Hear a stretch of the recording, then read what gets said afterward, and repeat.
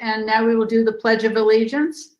If you can mute yourself, I will say it. And starting now, I pledge allegiance to the flag of the United States of America and to the republic for which it stands, one nation, under God, indivisible, with liberty and justice for all.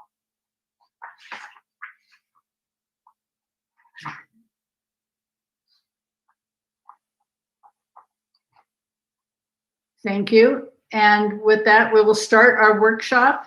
And we will start with a Measure U implementation workshop stabilization. And I think our city manager is going to kick this off. Yes, thank you, Mayor, council members, and community.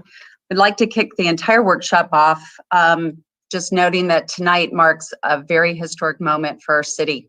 2 years ago, when I joined the city of Petaluma, we embarked on a journey together to understand exactly what would be required to achieve a fiscally and organizationally sustainable city. As we rolled out our plan, our community was engaged every step of the way, and that included at the ballot box with the passage of Measure U. Tonight, you'll see on the screen the language of Measure U that was voted on by our residents to underscore the commitment and promise we made to our community. Thank you.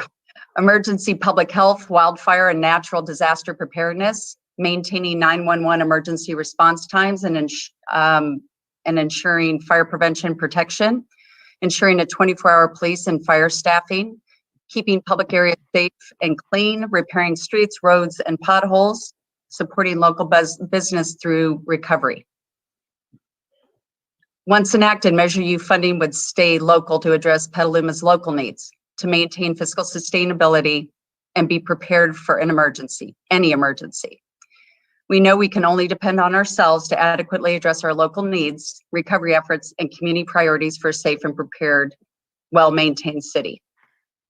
To make good on this promise, tonight we are rolling out a balanced plan of investment that delivers on those priorities: maintenance of our roads, our facilities, investing in our staff who will deliver on those priorities, and ultimately, this is an investment in our community.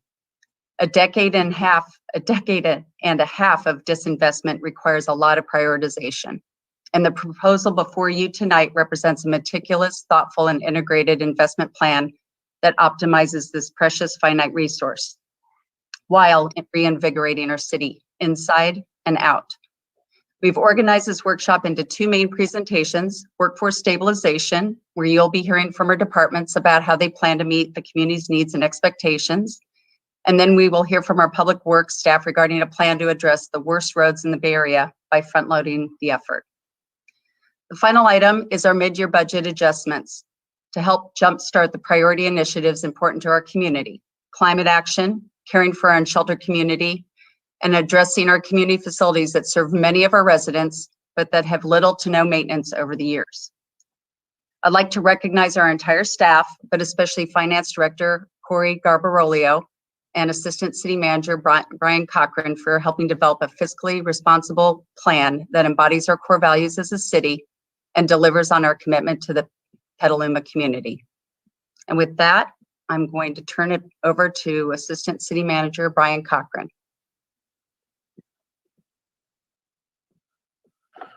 Okay, thank you, Peggy, and good evening, Mayor and council members. We are happy to be before you tonight, as Peggy outlined there in her intro, a significant investment program for the city of Petaluma to really implement the Measure U sales tax that was adopted by the voters in November of 2020. So we have a significant slide presentation for you here tonight, and just to orient you a little bit, I will be going over about 14, 15 slides or so just to set some background, set some context, go over kind of an overview of our proposals tonight, and then you will be hearing from each department head to kind of walk through their individual departments, the additional investments that will be recommended in those departments, and kind of comparing and contrasting before and after in terms of what they are working with now and what the new proposals would mean for their departments in terms of service delivery. And then we'll wrap it up and happy to take questions and entertain any council discussion at that point. So wanted to start with a little bit of history and really just going back a couple years in terms of our planning process here at the city. And as you all lived through in various phases, our fiscal and organizational sustainability planning throughout 2019 and really continuing into 2020, culminating in the summertime of 2020 with the placement by the City Council unanimously of Measure U onto the ballot, and then the approval of the voters in November of 2020. And really the effort here was to ensure long-term fiscal and organizational sustainability. And some of the history that I know many of you have lived through is really a story, as Peggy alluded to, of disinvestment. And so really insufficient staffing levels to meet rising service demands. And that's really throughout the organization in a variety of different areas, whether you're talking about police and not having many of the community policing programs available to us, being proactive, working on homeless outreach, various specialty programs, those have mostly been eliminated. We have slower response times in our public safety areas, fire and police. We have very little backup or succession planning available to us with the leanness of the staffing that we have here in Petaluma. There often is perhaps one individual doing a job. And so that really creates problems if that person is out, if they're being called to other duties, if we have emergencies we're trying to respond to, et cetera. And so that can create significant challenges. And succession planning. We want folks to be able to grow in their career. We want to grow from within, but when you have one person staffing many different functions, it can be challenging. Workers' compensation is another issue that we face with burnout, low productivity, mandatory overtime, especially in the safety areas. And those all contribute to a strained staff that isn't able to deliver optimal services. We've talked a little bit in past workshops about our classification and compensation of our employees in the marketplace and how they compare to competitors in the market. And when we are significantly below market, it really inhibits our recruitment and retention efforts. We can't recruit new excellent staff, and we end up losing existing staff if they are attracted to another agency. And there are a lot of inefficiencies, and you'll hear examples of those throughout the presentation where we have staff performing tasks at too high or low of a level, the wrong job classification performing tasks, and it's inefficient, and we want to try to address some of those issues. Then more on the capital side, we have had very little investment in infrastructure, minimal maintenance on city facilities, minimal investment in technology. As we've heard many times before, our roads are literally the worst in the Bay Area. We have aging equipment. We cannot replace vehicles on a regular replacement schedule because we just don't have the funding to do so. And all of this adds up to really a reactive workforce and a reactive city rather than a proactive one. So we've shown this chart before, don't want to belabor it, but to orient you a little bit, the red bars are city population. The blue line going left to right is the trend of the city overall general fund workforce. And so with the blue line, you can see there, and the orange arrow pointing downward, really during the recession, 09, 10, 11, our positions were declining. We were cutting, we were reacting to the recession. And the Petaluma cut over a quarter of its workforce. We have added back some, and however, we also have added significant new population, additional service demands, and aging population, and so this is it's kind of going in the wrong direction. And so that's part of what we want to write. We want to write the ship. It's not always about numbers, but we do want to make sure that we're providing quality services for Petalumans. And so this is just an illustration of the challenge that we're facing as a city organization. So for the overall Measure U program, we've divided this up into a couple of different themes or category areas. And so you'll hear us talking about these at different times during tonight. as well as at future council meetings when we bring some of these other items forward to you.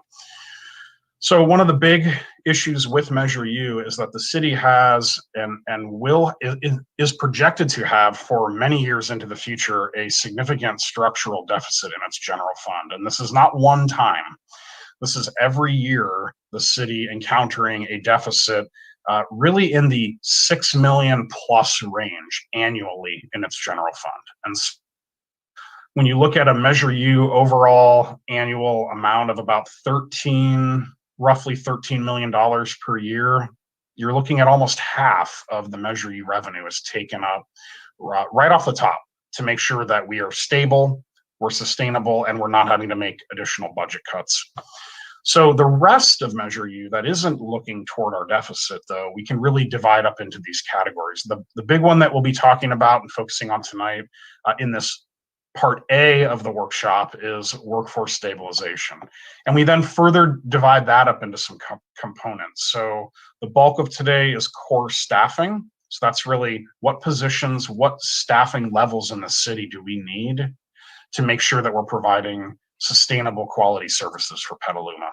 We then have two other components that are really important and we'll touch on briefly today. These will be forthcoming in a little more detail down the road, but classification compensation, I talked about recruitment and retention. That's super important to make sure that we're getting the quality staff and able to retain them, very important as well. And then similarly, cost of living adjustments. So we want to make sure that as we're bringing folks to market, we're getting more competitive with our local workforce, that we are able to keep up with that competitiveness and able to provide annual cost of living adjustments at a minimum to keep up with inflation so that we're not getting behind. Then a couple of the other categories you'll hear in Part B of the workshop tonight, the infrastructure investments. So roads, multimodal transportation, bikeways, pathways, public safety facilities. We want to touch on all of those, and our public works and capital improvement program staff will go into a lot more detail on that. And then finally, priority initiatives. There are a few items that we would like to really jumpstart with our initial small amount of Measure U that we will actually be getting in the current year. So because Measure U does begin April 1st and our fiscal year goes through June 30, we will be getting what we're estimating to be about $2.5 million to invest in the current year. And we've got a list of those priority initiatives that we'll talk through in more detail. So this slide really just visually represents the same thing that I just went through, those different categories: workforce stabilization, infrastructure, and priority initiatives. And then over on the left-hand side, you have the deficit. So this is kind of how we are as staff are formulating and making these recommendations with these different categories in mind. So I wanted to talk through a little bit on our longer term forecast, because I think it's important as we are looking at some of these investments that we're recommending as being relatively long term for the city. We wanted to stretch it out compared to our normal 5-year forecast, look at more like a 15-year to really make sure that we're going to continue to be sustainable. And so to orient a little on the different colors of this chart, the blue bars at the bottom are the deficit. So I talked about that already.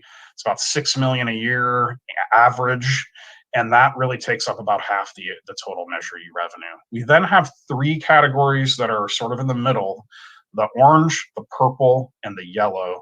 Those are the 3 workforce stabilization categories. So the orange is the cost of living adjustments. The purple is the classification and compensation study, and the yellow is core staffing. And you'll be hearing lots about core staffing tonight. So that's the 2.1 million that you see in the yellow. It expands a little over time with the COLAs. And then you can see really the major expansion that we have in terms of expenditures is that orange bar. So because each year we grant a cost of living adjustment, it does compound with all the previous years that we've granted cost of living adjustments. There is a little bit of a snowballing effect because it's ever expanding. But that's really just what it takes in order to remain and stay competitive with the overall employment marketplace. And then finally, wanted to touch on the gray category there at the top. which is the amount of money that we are recommending and we have available in Measure U to invest in infrastructure. And so you can see it starts about 4 million, shrinks kind of year by year over the first, say, 10 years, and then it expands really years 11 and onward. And we averaged that out over at least a 15, if not longer, year period, and it's about 2.2 million annually. And so we'll be talking more about that number in part B of the workshop coming up later on tonight. So our current status, I've talked about the decade of disinvestment that Petaluma has endured, and really this is sort of what has over those years. And I touched on a couple of these, but some of the challenges that we are facing as a city and as a city workforce is we have eliminated over those years multiple department head positions. That means that the city manager is really acting as the department head in several different departments. And there's a lack of administrative infrastructure. And you'll hear us talk a bit about adding some management analysts, adding some kind of intermediate or senior level staff within certain departments to create better administrative infrastructure to work on grants, work on budgets, better analytical capabilities, working with data and information, producing high quality reports and staff reports for our community. So that's an important piece that we'd like to bolster with Measure U. What we've been experiencing, I believe, is we've been doing less with less at this point for many years, yet as I pointed out on a prior slide, the service expectations are really growing. And so that creates a disconnect with the community. We do have excellent, hardworking staff, and one of their accomplishments, frankly, is that they have minimized the public impacts to the public of the cuts that we've been enduring over the years. Yet at the same time, there's been little to no investment in staff, whether it's professional development, training, getting them the current technology, all of those things that make their work better and easier, we have not been able to finance here in Petaluma. And these cuts, whether it's to staff or to maintenance, they really pile up over time. And so you see that it may not be evident in one day or in 1 month or a year, but over a decade, you can see that the degradation that has happened in certain areas. And each year that we're not able to invest properly, whether it's parks or facilities or storm drains or any other component of the city portfolio, there's really a deferred maintenance component that is quite expensive to catch up on if we're having to catch up for that decade of disinvestment. I talked about there's little redundancy, little succession planning already, inefficiencies. We really want to make sure that we're doing the right work at the right level within the organization and that we are syncing up. We're working together as city departments to make sure that things are getting done for the community in the right way. And again, changing service demands. We have additional regulations, aging population. We seem to be in regular emergency mode. We'd like to think each year is a one-off, and yet it seems that every year we are responding, whether it's operating shelters, educating our community through a pandemic, etc.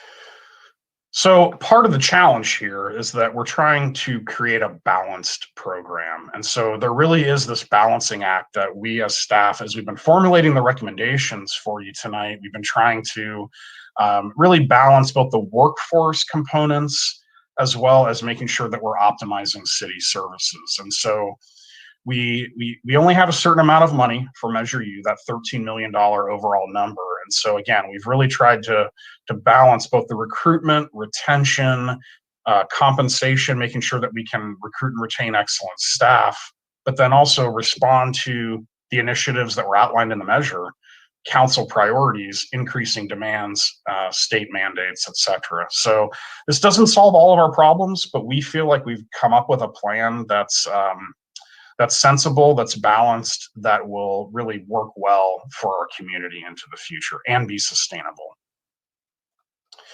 Wanted to detour just a few slides on a couple of these other areas that we're not going to touch on in a lot of detail. So one of those components is the classification and compensation survey that I mentioned.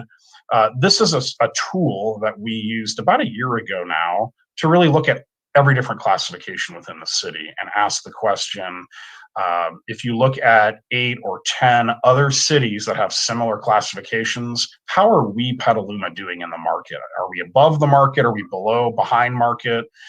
And looked at a variety of data: retirement benefits, salary, uniform pay, longevity pay, a whole slew of things, and really looked at how do we compare, and then did kind of a summary report. And so we looked at a number of local agencies. You can see them listed there at the bottom that we feel are peers. They're peers, they're competitors for talent in some ways, and then tried to look at how far below or above we are in the market. And what we found, and I know we touched on this a little bit back in July when we kind of did our fiscal sustainability wrap up, but just to refresh, what we found, compensation basis, over 55% of city classifications are behind or below market. There's another big chunk of positions that are right at market. They're kind of in that plus minus 5% range. That's about, I think, another 34% of our overall positions. So, the majority of city classifications are well behind market, more than 5%, and that's something that we'd like to correct. Looking at the cost of that in the general fund, you can see there on the next bullet on the slide, if we look at the general fund classifications, bring everybody all the way up to market, so they're kind of even at the median with the market of their classification, it's about $600,000 annually to the general fund. And then secondly, touching on the COLAs, or cost of living adjustments, a little bit, and then I will turn it over here in a minute or two to our department heads to start walking through their individual recommendations. Cost of living adjustment, we typically benchmark this against inflation. So making sure that employees' buying power or take-home pay is keeping up with inflation. Generally, we look at that as around 2 to 2.5%. So that's kind of what we think of when we talk about a COLA, and they can range 2%, 2.5%, 3%, something in there. We've assumed 2.5% in our modeling, and so the forecast that we typically give to council, we bring it several times per year, only assumes 1.25. So that is definitely below inflation and below kind of a normal cost of living adjustment. So the recommendation in the fiscal sustainability plan is to bump that up, really to double it to 2.5% per year. And each time we make that change, so let's say every single year we're going 2.5%, 2.5%, it adds $550,000 to our annual budget, to our forecast. And those compound, right? So it's $550,000 the first year, it's $1.1 million the second year, it's $1,650,000 the third year. And so that's really what we're talking about when we talk about a COLA. So just wanted to kind of set that groundwork. Obviously, talking a bit about compensation here, but clearly we do have bargaining units for virtually all of our employees. And these changes, whether it's a COLA or the class and comp study, these do need to be collectively bargained with our groups. And we will be doing that. In fact, we have already started that process. And so we'll be moving that forward as expeditiously as possible once we come to agreements. Okay. So wanted to jump in more specifically to workforce stabilization, the recommendations, and the core staffing, and then we'll get to our departments.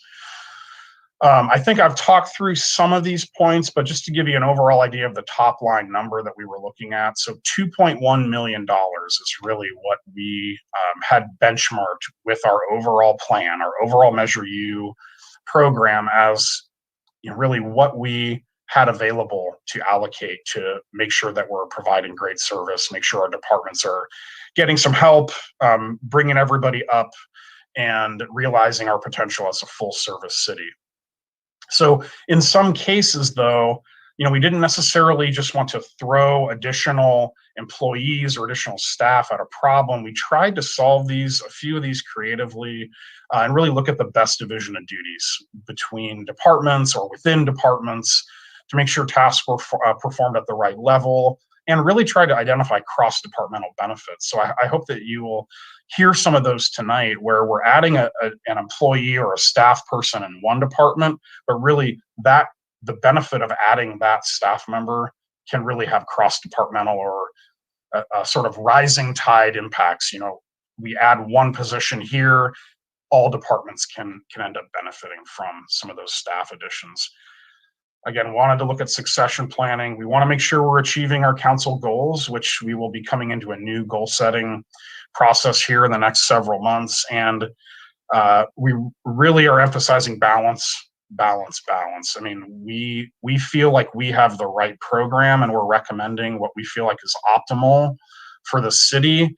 And what that means, because there isn't a lot of flexibility within Measure U at this point, if you pull a thread one place, there's something that is going to unravel somewhere else. And so we do feel like this is balanced. There isn't a lot of room to kind of massage some of these recommendations, because again, you're going to impact something somewhere else. Overall, the recommendations came to us from departments, and the orange bar here is fund, and what you can see on the left is sort of initial recommendations. On the right is what we're actually finally recommending tonight, and there's not a lot of change in the orange bar, right? It's a little over 2 million in both cases, because those are not Measure U, they're not general fund. We were able to fund most of those recommendations. However, the blue bars are really where the focus is. And unfortunately, again, because we're limited in Measure U and the general fund, we only were able to recommend about half of the overall requests that departments, collectively brought to the table in terms of the top priorities for their departments. So we went from 4.2 initially down to about 2.1 in the final recommendation. And then this slide, I know there are a lot of numbers on here, but wanted to just provide kind of the flyover of the recommendations. And so what you have here is each department, the general fund additions, or I should say the Measure U additions that are being recommended in this phase. In that first column of numbers, we have non-general fund, as I touched on a minute ago. Most of that is impacting public works and utilities, because they manage the majority of our enterprise funds and capital improvement funds. And then you have the total cost, and finally, all the way on the right-hand side, the total number of full-time equivalents, or FTEs, that are being added or recommended to be added. And so this program that we're bringing forward to you tonight is a total of 26 full-time equivalents. There are, though they're included in the dollar figures, not in the full-time equivalents, there are a number of reclassifications, position upgrades that you will also hear about tonight, and the departments will talk through some of the reasoning why on a few of those as we go through the different departments. So that is it for the introduction, and I believe our first department to go here is our city attorney, Eric Danley. Thank you, Brian. Good evening, council members, colleagues, and community members. For those of you that don't know me, my name is Eric Danley. It's been my privilege to serve as the city's attorney since December 2005 and since July 2013 as an employee of the city, managing the in-house city attorney's department that was created that year. So this slide shows the existing staffing for the rather tiny, but we like to think mighty, city attorney's office. Since the creation of the in-house office and through the recession, as Brian has already indicated, budget and staffing reductions were the focus, and the city's staffing and operations philosophy has of necessity focused on making do with available resources and preserving essential public services as much as possible. This has been true, of course, of the city's attorney's office. As a result, the full potential for the in-house legal services department has not really been realized, although we have achieved cost savings. We also believe that the legal services that the office can perform are improved in an in-house model. In anticipation of the voters' passage of Measure U, The city attorney's office, like the other departments, has striven to exemplify a full service city approach, but without the needed staffing or other resources. Next slide, please. Thank you. A feature of the current staffing and the traditional city approach regarding the role of the city attorney's office, particularly under the make do with what we have philosophy, has been that legal transactions and review that are routine but time sensitive take precedence over more important and complex long-term projects like development of new city legislation and policies.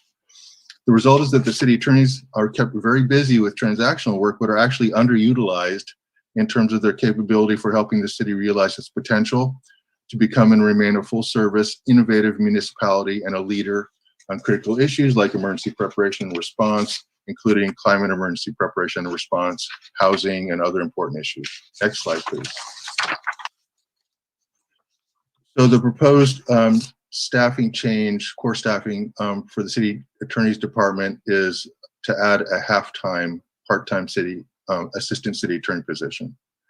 And adding a half-time attorney position is not a large staffing change, but if the position is deployed strategically and accompanied by other changes to the city attorney's office service model, that can help by addressing necessary but routine and time-sensitive legal matters and permit full-time attorneys to devote more time and thought to longer-term city legal priorities and projects. Next slide, please. So here are some examples of how adding a half-time attorney position can enable us to refocus the full-time attorney positions on more complex projects. To successfully accomplish that, process changes also will need to be made to increase the city's investment in the professional development and capabilities of other staff outside the city attorney's office, such as regarding contract management, and to remove tasks from the city attorney's office that don't require specialized legal training.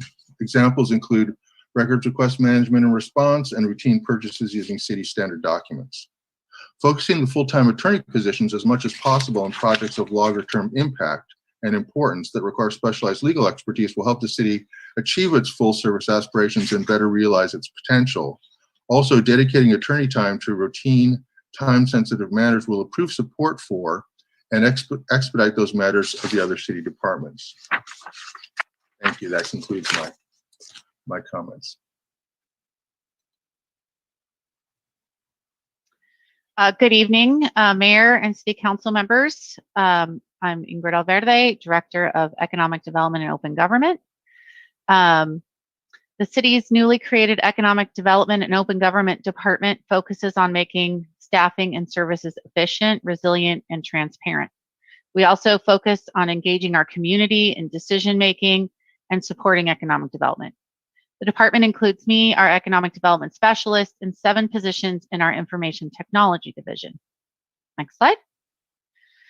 Over the past couple of years, we have relied heavily on consulting services to complete much of this work, as we have focused on shoring up our IT infrastructure, such as backing up data, replacing failing network hardware, and replacing our aging computers. Other critical systems, such as our GIS database, have not been maintained. Also, as we have grown the department's reach, we have been less able to proactively work with our businesses to help them start and grow locally. And our current staffing will not be sufficient to meet the needs of our inevitable economic recovery work that will be needed after we are able to open our economy. And finally, we've been unable to proactively manage city assets or stay on top of city leases, leaving the city vulnerable.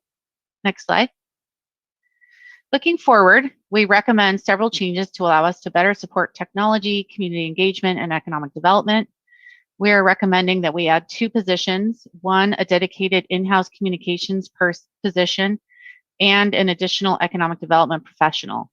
We propose to reclassify our economic development specialist to a management analyst to recognize the breadth, citywide impact of that position. And finally, we recommend a reorganization of our information technology program to better focus on new software applications and business systems. Next slide. Adding a dedicated communications person will allow us to continue our current level of communications with an internal staff position that can integrate with our departments and help lead centralized communications. Bolstering our economic development team will allow us to proactively manage our real estate related projects such as our fairgrounds, facilitate quick and robust economic recovery, and to provide concierge services with our businesses in permitting.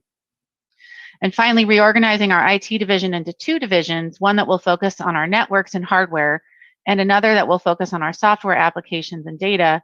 Will recognize the growing importance of our software and data management systems, particularly our transition to cloud-based programs. As we upgrade and transition our applications and platforms, high-level interdepartmental coordination is needed to not only change and upgrade software, but to also assess and improve our workflows to match new business system processes, and to oversee the change management that's often necessary when implementing new technology.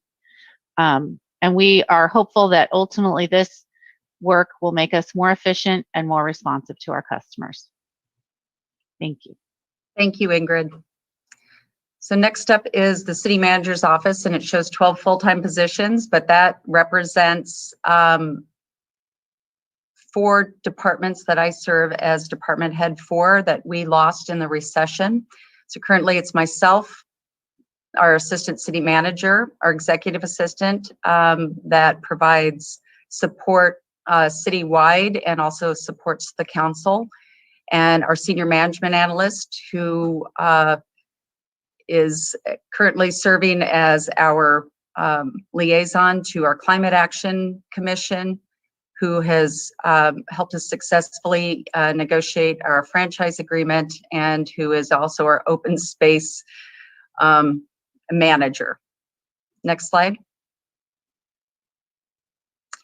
So currently, the city manager's office is very fragmented. It doesn't allow for direct management of day-to-day operations. So the departments that I am department head of, it varies vastly and affects customer service and response time because my time is fragmented. It affects our ability to be, for me to be present on a countywide and regional level and focus on the priority initiatives that should be coming out from my office: climate action, housing, homelessness. And it also impacts our time to plan ahead and stay on the course and moving our city forward. Next slide, please. What we're recommending is providing more capacity in the city manager's office to have dedicated department heads for each of those departments, creating more capacity and CM support, more value added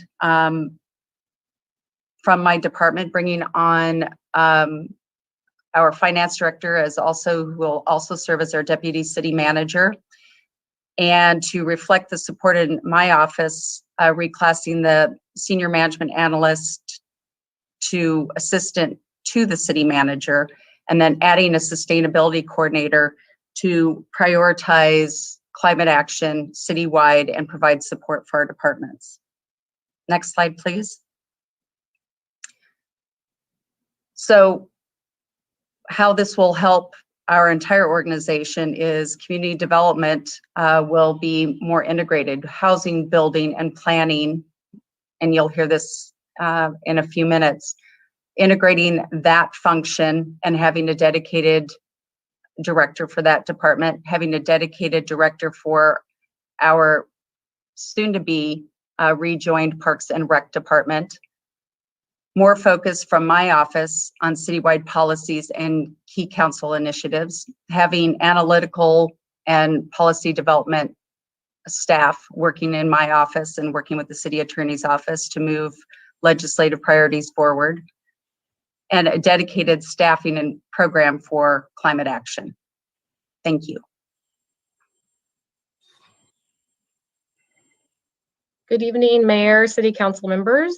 This is the Finance Department org chart. We currently have 17 positions that can be really divided into 3 different divisions. We have the Accounting and Budgeting Division and the Commercial Services, as well as the General Services Division. The Accounting Services handles all accounting, budgeting, investing, forecasting, and day-to-day operational needs citywide.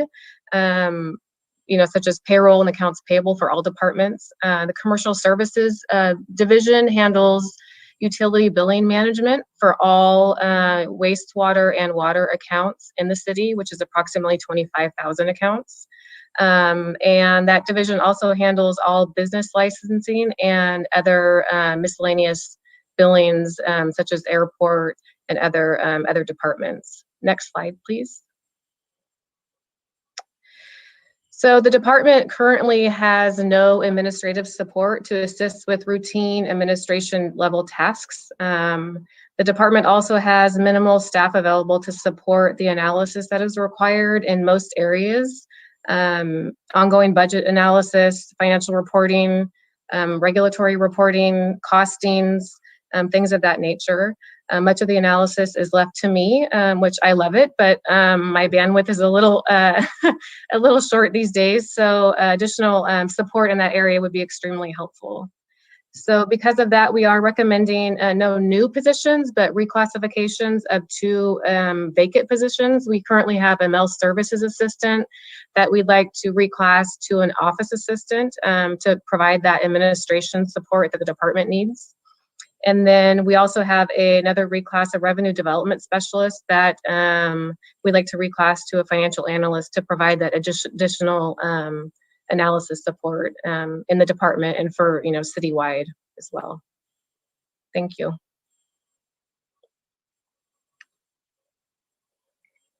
Thank you, Brian. Good evening, everybody.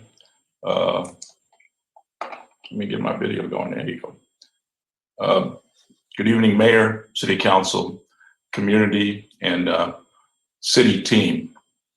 I'm Leonard Thompson, the Fire Chief.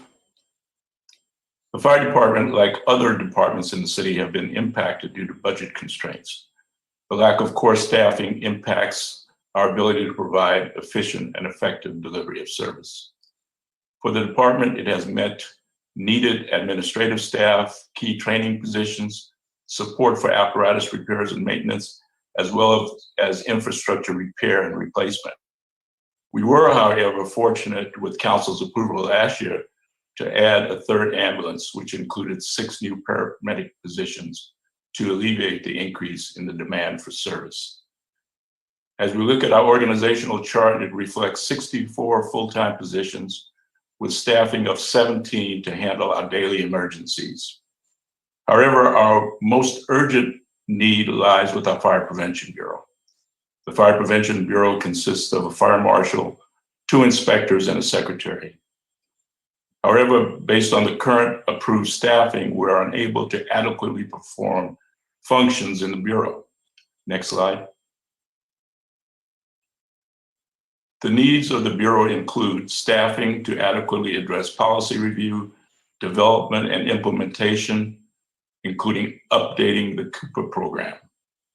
The fire marshal is currently spending significant time in doing plan review, as well as needed interactions with and discussions with contractors. We have seen diminished internal coordination and communication of development and construction conditions, corrections, and progress. No backup permit review if the fire marshal is not available. The need for properly trained staff to assist in the event of emergency investigation is also needed. No viable succession opportunity for staff is currently in place. And the completion of state-mandated inspections is haunting us as we go forward. Next slide. In the revised staffing and organizational chart, we are recommending an additional full-time deputy fire marshal. Total estimate cost for the general fund would be $122,000 approximately. Next slide. By adding this position, it will assist in stabilizing our core service delivery by efficient and timely permit review, increased counter hours for project questions, over-the-counter reviews for small projects and tenant improvements, improved turnaround times for plan review in line with other department timeframes, increase availability and time to commit to questions from developers and contractors, and backup staffing for conducting plan review.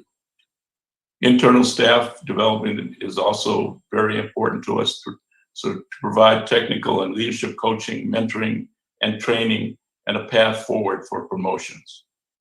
Additionally, training opportunities provided for operations. And finally, More staff will be available for on-call fire investigations. That concludes my report. Thank you.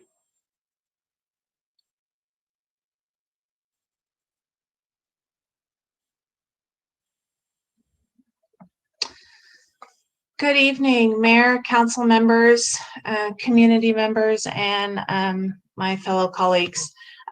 So what we're calling community development, currently, as Peggy mentioned under the city manager's overview, it is made up of 3 divisions: housing, planning, and building, all 3 of which report directly to the city manager. Housing division is 1 full-time housing manager.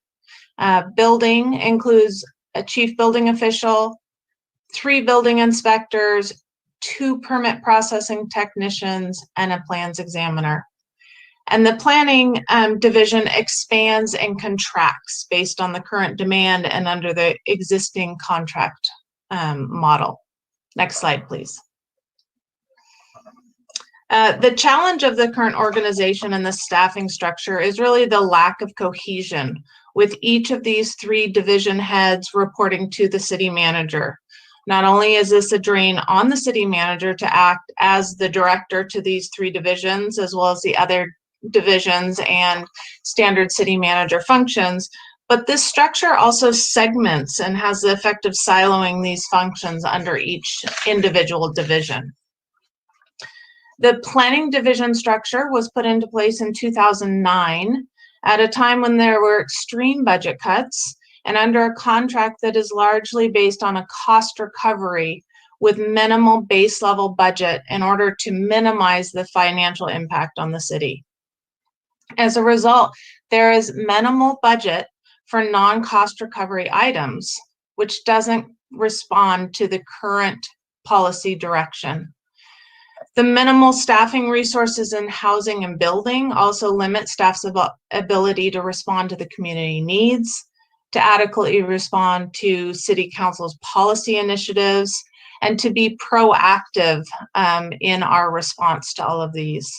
Additionally, there is a lack of depth of management by each of these divisions being isolated and not under a more comprehensive department.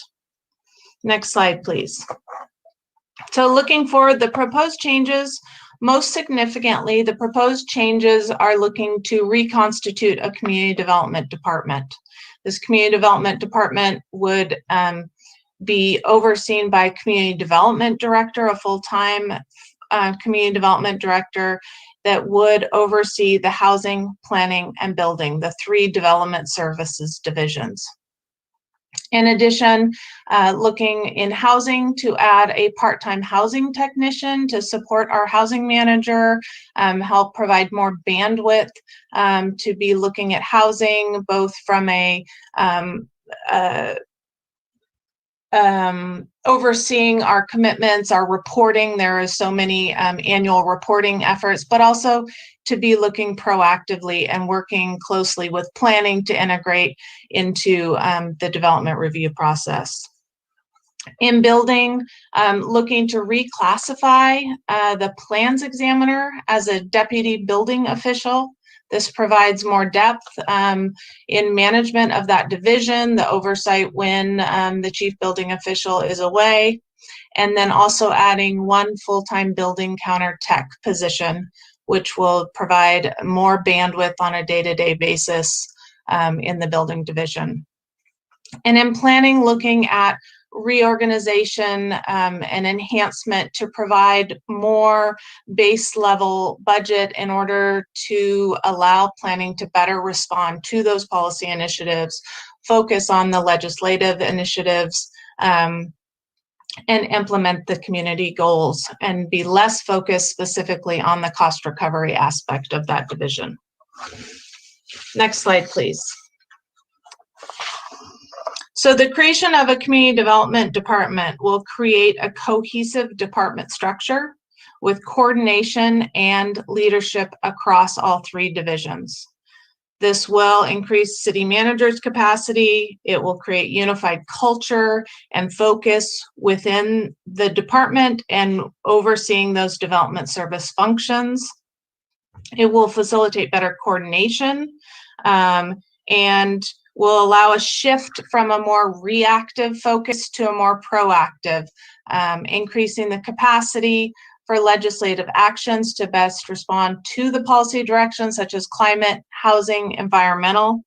It increases our capacity with housing, which is a primary initiative with the city, increasing that depth of management and a more robust building division to better respond to community needs, to we're working on incorporating a permit center to have more efficient response across all three of those divisions, and also a better turnaround time, which is something we hear feedback from the community quite often.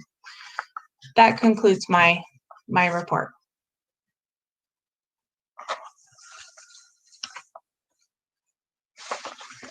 Hi, thank you. Thank you, Heather. Good evening, Madam Mayor, council members, community and colleagues. I'm Charlie Castillo. I'm the Director of Human Resources. Thank you for the opportunity to speak to all of you about Measure U and the great opportunity it presents for the Human Resources team and the risk teams.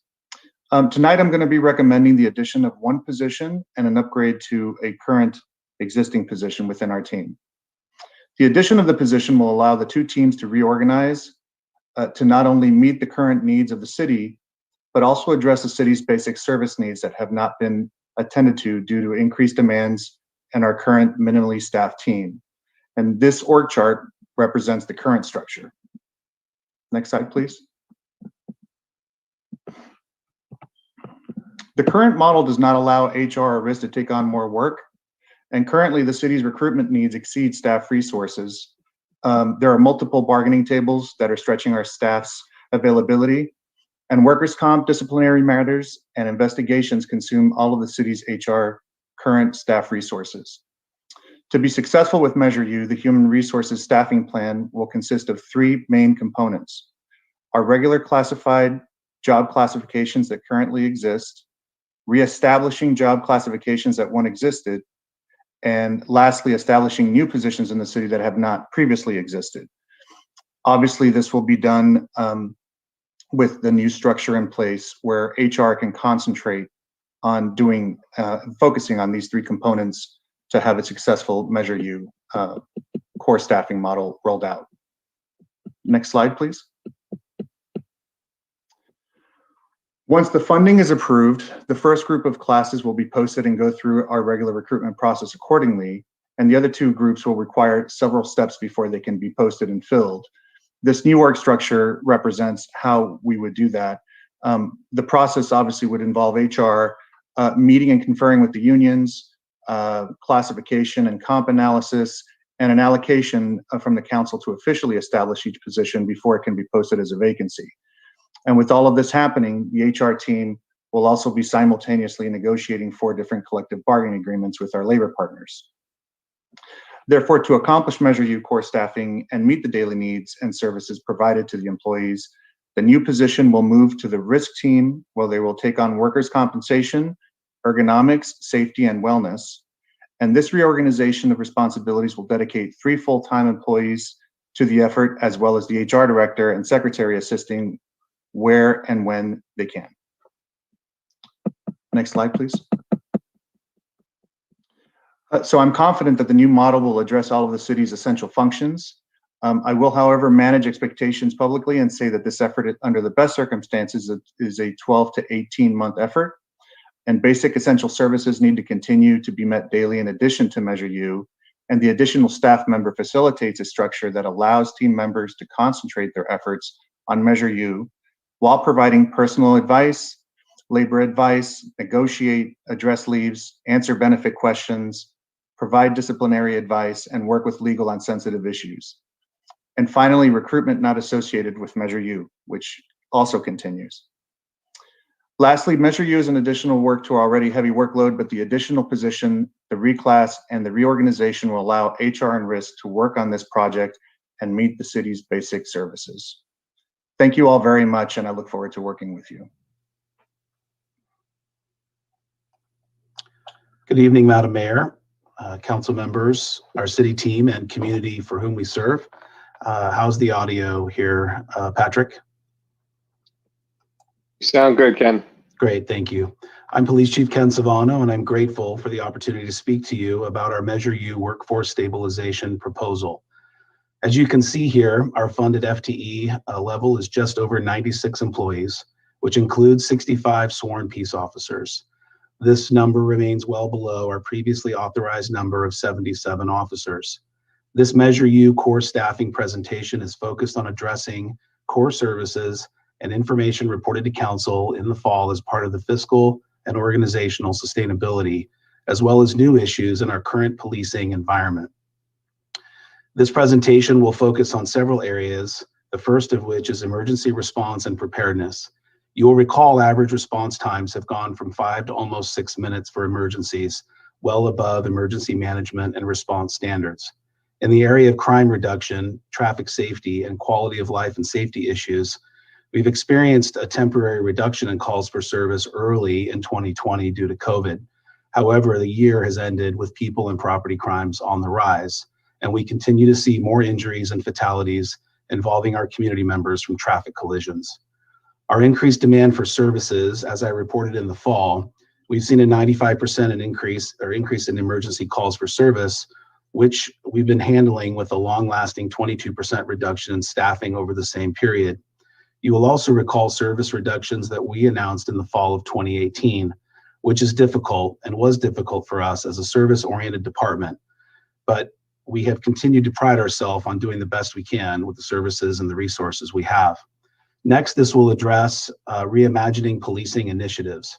Programs like CAHOOTS, as well as public expectations around regular reporting on professional standards and training that will strengthen public trust and confidence. Doing the same through even greater community engagement and transparency. I often hear from many in our community who want to see an officer on foot, on a bicycle, or interacting with community members, especially our youth in our parks and on our school campuses, outside of a call for service to improve police-community relations.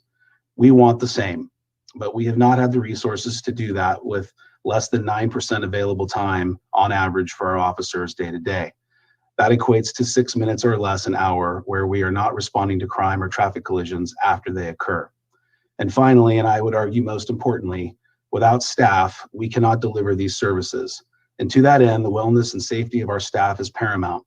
While this core staffing proposal does not address all of the needs of our department or the expectations of this community, this funding, along with other initiatives, will more evenly distribute workload in patrol to reduce overtime, stress, burnout, and literal fatigue that has contributed to significant increases in workers' comp for both mental and physical injuries to our staff. Next slide, please.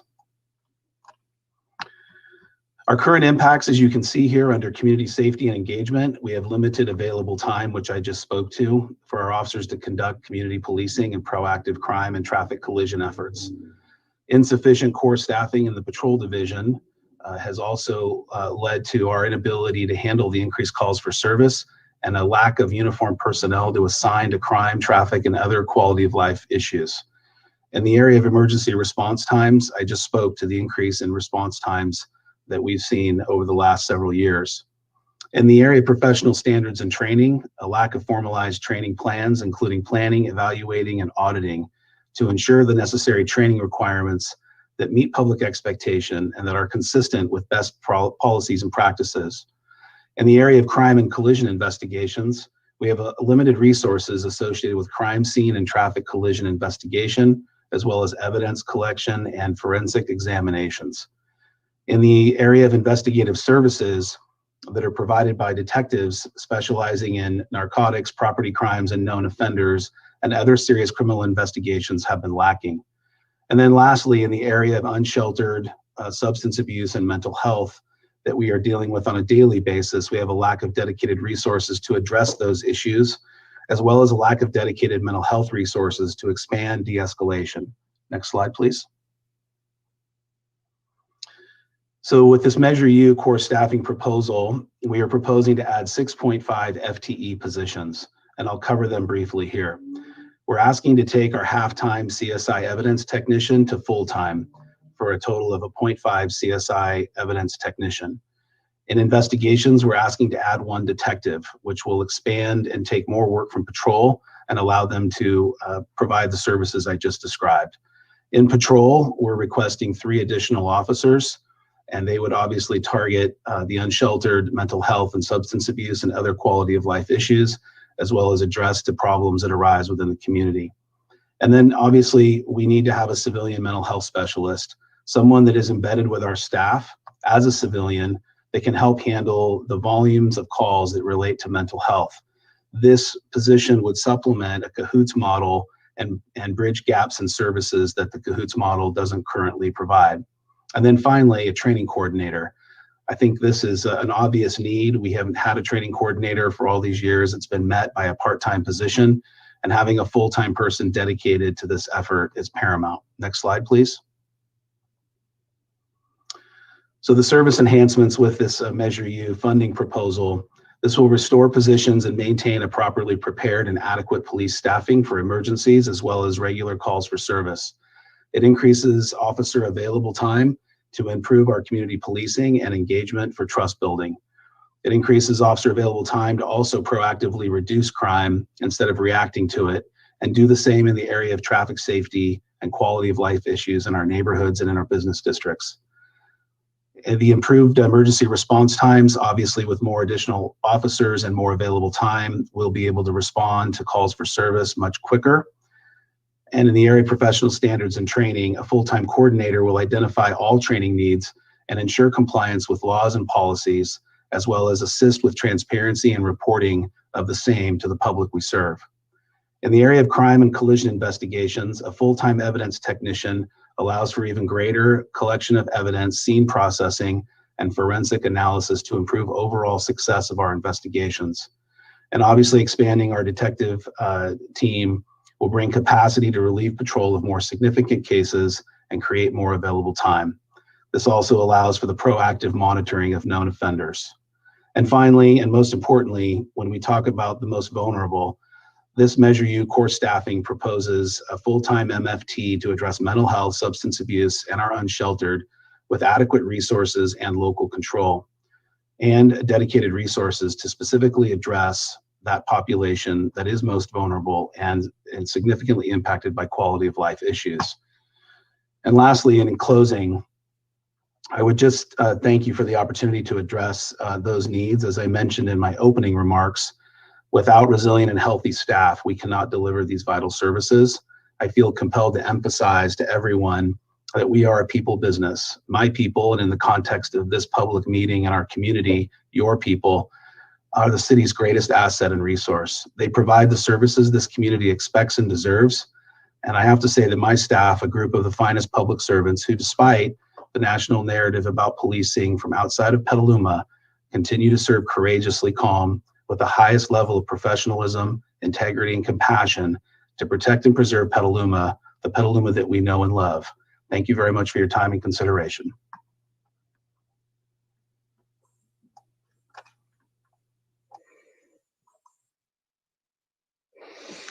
Thank you, Chief.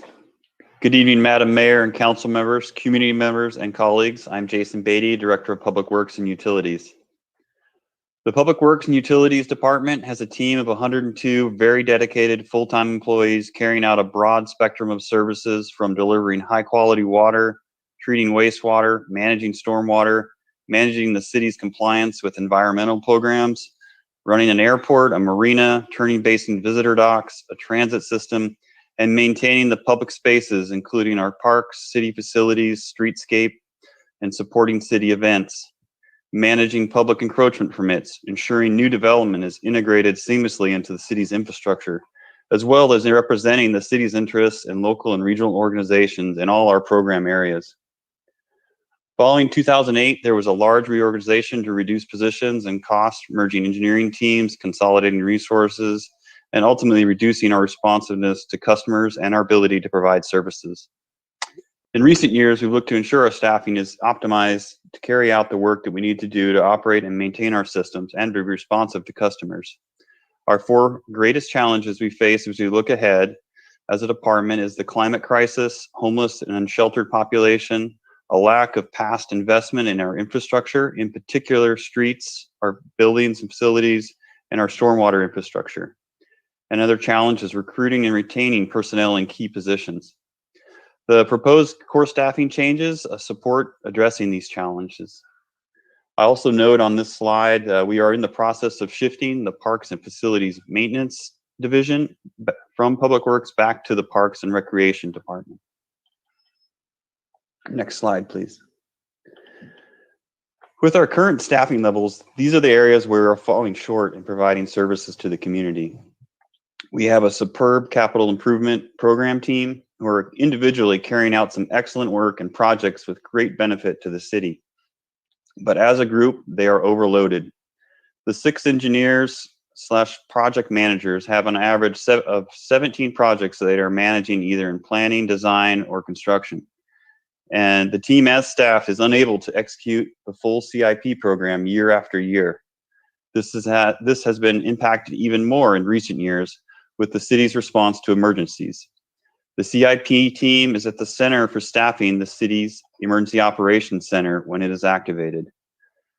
These staff members are typically working on longer-term projects and not involved in day-to-day operations, and they have the skill sets to adapt and staff key EOC positions. So they are pulled from their daily jobs. The street maintenance staff is minimally staffed as it is, and most of the maintenance is reactionary and complaint driven. Current staffing limits ability to complete maintenance of striping, trail and path maintenance, maintaining frontages and medians, and completing small paving jobs, which take larger crews to execute. Sustainability and addressing the climate crisis, we are taking our responsibilities to address the climate crisis incorporated into our day-to-day decisions and modes of operation. The department could greatly benefit from additional manager with expertise and strategic focus on the climate crisis. At the airport, current staffing consists of the airport manager and 1 full-time maintenance person and a few part-time employees. With over 220 leases to manage at the airport, fueling operations, supporting operations and maintenance of airport infrastructure, ensuring compliance with FAA regulations, the airport manager's time is greatly impacted by lower-level administrative duties. And as a result, customer service and programmatic initiatives suffer. Stormwater infrastructure maintenance. The city has 2 positions allocated for the maintenance of the stormwater system, valued at over $184 million. There is a significant backlog in this aging infrastructure, with another $30 million infrastructure was added last year when the city took over operational and maintenance responsibilities from the Army Corps for the Payran Flood Control Project. In our environmental services, the environmental compliance programs included under the city's wastewater discharge permit, city stormwater permit, water resources management, biosolids management, and environmental lands management requirements are continually being refined with additional requirements being added. The current staffing on this broad set of programs aren't well supported, and additionally, there's a high turnover of junior personnel. The administrative management within the department, the team covers a wide range of responsibilities, from managing our staff reports, managing customer service, our encroachment permit program, lease management, committee and commission clerking, contract and invoice administration, service contract administration, supply procurement, HR support, and record keeping. Any vacancy, whether from a vacation or other absences, impacts the services. There are significant areas that are not supported adequately, and in particular, this is in the lease and real property management, contract support, and responsive customer service. Next slide, please. The areas of the Public Works Department that we are proposing these changes are in the airport, the CIP and engineering division, in operations and environmental services, with the bulk of these added positions in the engineering and operations divisions. Next slide. So what will we get out of these recommended changes? In CIP, we'll have the ability to complete a more robust CIP programs that we are facing as our infrastructure needs are great, respond to and meet our city council goals and initiatives. And we can lower the project management loads down to about 10 projects per engineer or project manager with a dedicated CIP manager. Within street maintenance, we'll allow for increased maintenance, and in particular with our road markings and painting, pathway and trail surface maintenance, move away from a reactionary maintenance to a more proactive program, and have crew to complete additional minor paving projects on our residential streets. With the airport, we're going to be able to increase our customer service out there. And with an administrative services supervisor, increase our customer service, oversight of our numerous leases throughout the city, bolster our contract support and real property management, and a coordination of our administrative services across the department. Within the stormwater maintenance, one additional FTE is not nearly enough to keep up with the maintenance of this large system, but it will allow additional resources to operationally monitor the system and to identify potential issues that need a larger investment. With environmental services, the reorganization and reclassifications that we are proposing will improve recruitment and retention of junior personnel, reduce our junior people to moving on to other municipalities, and provide career ladders, and also provide better support for our environmental programs. So with that, I'll stand by to answer questions and turn it over to Drew Halter, the Deputy Director of Parks and Recreation. Thank you, Jason. Good evening, Madam Mayor, members of the City Council, my colleagues and our community. My name is Drew Halter, and it's my pleasure to serve as your Deputy Director of Parks and Recreation. Parks and Rec is the personification of a people service. That's a theme you've heard tonight. When we're at our best, we help create safe and inviting public spaces for our community to gather, recreate, teach, play, learn, and grow. The pandemic has shown us that providing parks and opportunities for play are more than quality of life issues, but rather are essential to our physical and mental well-being. Petaluma's Parks and Rec department was significantly diminished since the last recession. Parks maintenance staffing has been cut nearly 50% since pre-recession levels. And on the recreation side, several leadership positions were consolidated or eliminated altogether. The Parks and Facilities Maintenance function of the department was moved under the umbrella of PWU, while the Recreation Service Department was moved under the city manager's direction. Like Jason spoke to earlier, the span of control for Public Works and Utility, and as our city manager emphasized, the city management departments are significant, which leaves very little resources available for direct support. The current structure you see here reflects both divisions and the transition effort underway to reconsolidate the Parks and Facilities Maintenance Division with Recreation Services to form one centralized department. A theme we'll hit on later with the next few slides. Thank you. So this slide is kind of representative of what's not getting done. The reductions to staffing levels on the Parks and Facilities Maintenance side have resulted in more than 16,000 less annual hours dedicated to keeping our parks and public facilities safe, clean, and well kept. With the amount of parks and facilities we service, there is simply not enough hours to conduct routine maintenance. Instead, crews are reduced to spending less time in each park, spending more time in transit between parks, and reacting to work items versus managing a proactive maintenance schedule. On the recreation side, the administrative and programming function of the department is staffed for a city half its size. The majority of staff oversee multiple program areas on top of managing facilities, contracts with service providers, keeping current with programming trends, and serving as liaisons to 5 of the city's boards, committees, and commissions. The recreation team prides itself in being responsive to residents and the larger community, but with little to no overlap between positions, another theme you've heard tonight. recruiting and retaining talent has been a perennial challenge. This translates to very little discretionary time to dedicate to new projects or initiatives that are important, a reliance on more service contracts with third parties to conduct programming, but then a lack of resources to support or manage those contracts. A growing number of antiquated procedures and policies that need updating, and decentralized decision-making that pulls resources from public works and utilities or city management to conduct the day-to-day operations, let alone pull together short or long-range planning. You can move the next slide, please. So the revised core staffing model you see here illustrates a unified Parks and Recreation Department without the addition of any new full-time allocations. The core staffing recommendations include reclassifying the deputy director position to a director of Parks and Rec, reclassifying one secretary position to a management analyst, reclassifying a Parks and Facilities manager to a superintendent of Parks position, and reclassifying a senior facilities position to a facilities supervisor. Reuniting Parks and Recreation is going to be a process, which is to be expected after the divisions and workflow were separated for over a decade.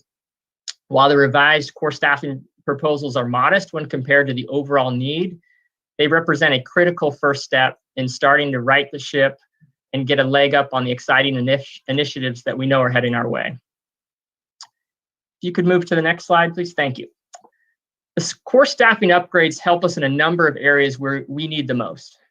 The department's consolidation improves the span of control for the Public Works and Utilities Department and City Management Office, freeing up more resources towards their mission. This also allows improved management and support, which means we have better oversight of projects, department-wide purchasing, and industry benchmarking. A consolidated department also gives us better tools for short and long-range planning, community engagement, and telling our story. Department staffing increases our abilities in our staffing by erasing inefficiencies that existed out of necessity, and instead turn the tide in dedicating the resources we do have on initiatives that make the most impact. Thank you for your time, and I'll close tonight's presentation.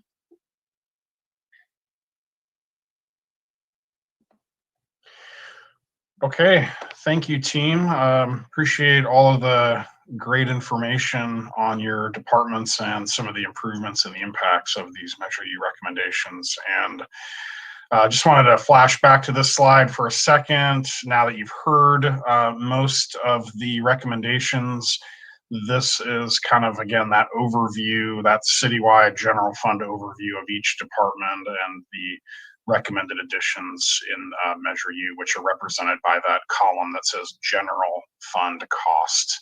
And it's a total of about just under $2.1 million.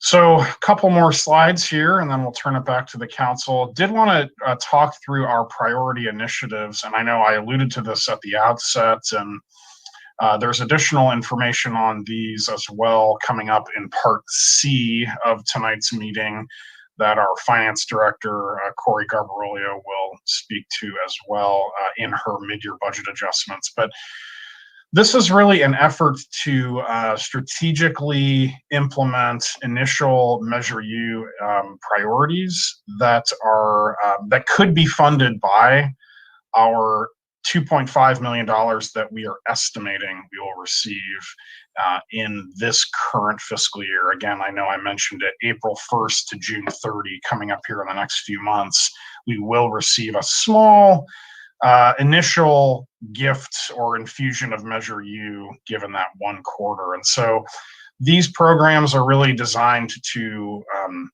address and speak to some of the council priorities and some things that we see really need additional resources. So talking through these for a moment, we did want to do some early recruitments. So Charlie talked a little bit about that in his presentation under HR, but there are some key positions, notably the HR specialist in his department, potentially the climate action or the sustainability coordinator, the capital improvement program manager, and there may be one or two others that we're looking at quickly jumping on to try to get those recruitments underway in the current fiscal year. Want to keep focusing on emergency preparedness. Then we have a few items related to our shelterless and addressing homelessness in our community. So we did want to bolster funding for COTS, or Community on the Shelter List, helping them add several new case manager positions that specialize in different areas to try to bolster their services to the community. We also have additions on the downtown streets team, so providing another year of that service, as well as upgrading it, so expanding the team and the amount of team members that they can handle at one time, adding a staff person that would be a dedicated case manager on DST. It's down a few in the list, but also related to downtown streets team. We really would love to implement a mobile shower program for our unsheltered community. So this would be a strategic program that would go out to where people are in the community and provide a significant additional resource to enable them to both improve hygiene in the community, as well as overcome barriers for interviews and getting jobs and getting into housing. And we really feel like this is a game changer program for Petaluma if we were to implement that mobile shower program in the community. Wanted to really get a jump start on climate initiatives. So this is funding for really program funding for the sustainability coordinator to get some things off the ground, get some initiatives moving, making sure that we are funding the Evergreen program that council just approved a week or two ago, and really start to get a leg up on our climate action framework. The Cahoots model program, I know the council heard about that model last week. This would really be the first year of that program in a 12-hour, 7-day-a-week model. There is a ramp-up period to get to the 24-hour model, and we are hoping or hopeful that there will be potentially some federal funding that will be available in the future to make sure that we sustain that 24-hour model on Cahoots. There's we would like to do a PD, a police department audit or assessment, just to making sure that we're operating as efficiently as possible in the police department. Moving down, technology, our core finance, HR, payroll system is nearing the end of its useful life. We talked a little bit about that when Ingrid and her team brought forward the IT master plan back at the beginning of this year. And this is really just a down payment on what is a much larger project to replace those critical software systems. And then finally, 2 capital improvement projects. Community center renovation has been on the books for a few years. Both the roof, the exterior envelope of that important building, as well as some interior renovation. And we would really like to get that project fully funded and off the ground and completed. And then finally, $100,000, you can see there additional funding for electric vehicle chargers around town, and wanting to make sure that we are supporting electric charging infrastructure as much as we possibly can in Petaluma. So that's the total of the $2.5 million. So finally, next steps, we would love to hear council feedback, get your direction tonight. Want to make sure that the priority initiatives are supported and that funding really addresses immediate needs. Those are included, as I mentioned, in the mid-year budget adjustments that Corey will be speaking to later. Core staffing, as Charlie explained, in some cases requires classification changes and new position classifications, compensation bargaining with our labor unions. And then once all of those initial steps are approved or are finished, then we can begin recruitment. So there will be a phased rollout. This will take some time to implement all of these additional staffing changes. And then finally, pending your go-ahead tonight, we will work to include these workforce stabilization and core staffing costs in the fiscal year 22 budget that's presented to council at our budget workshop, which is planned for May 10th of this year. So I think that's it, and staff are available for questions and discussion. Thank you. Thank you very much, Brian, and actually to the entire staff. It was a very good presentation, very thorough. And could I ask you to stop sharing the screen so I can actually see the council members in order to call on people for comments? Thank you. Okay, so this is our time for questions and comments from the council. And I'll start with Council Member Fisher. Thank you, Madam Mayor. Have a number of questions, but I want to start with saying thank goodness we're having this workshop, that we passed Measure U. Thank you for the community for doing that. So we're here discussing it. First question is about the city manager's position, moving the finance director into a deputy city manager position. Can somebody talk to that?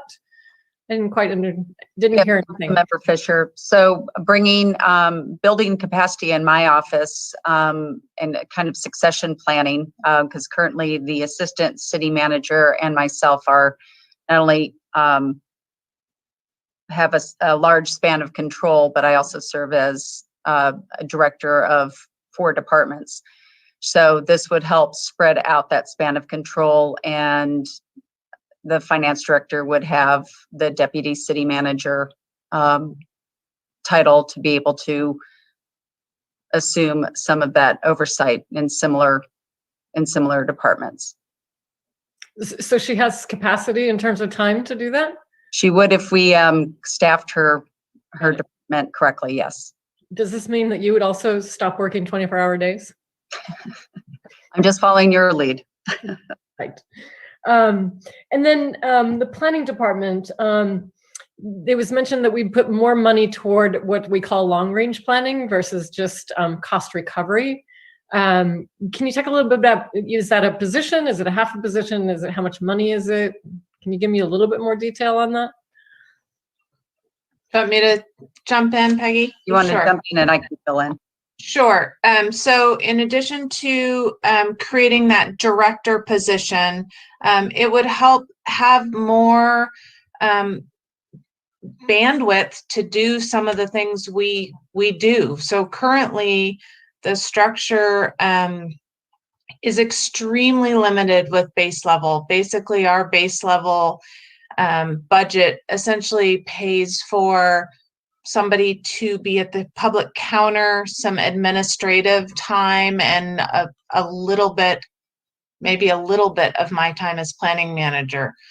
So when there are initiatives, you know, kind of like the gas station legislation that just came back, there's not any way to pay for those initiatives, the staffing to do those initiatives. So by increasing that base level, we'll be able to spread things out, have more time on those initiatives that aren't tied specifically to a development review project or a cost recovery account.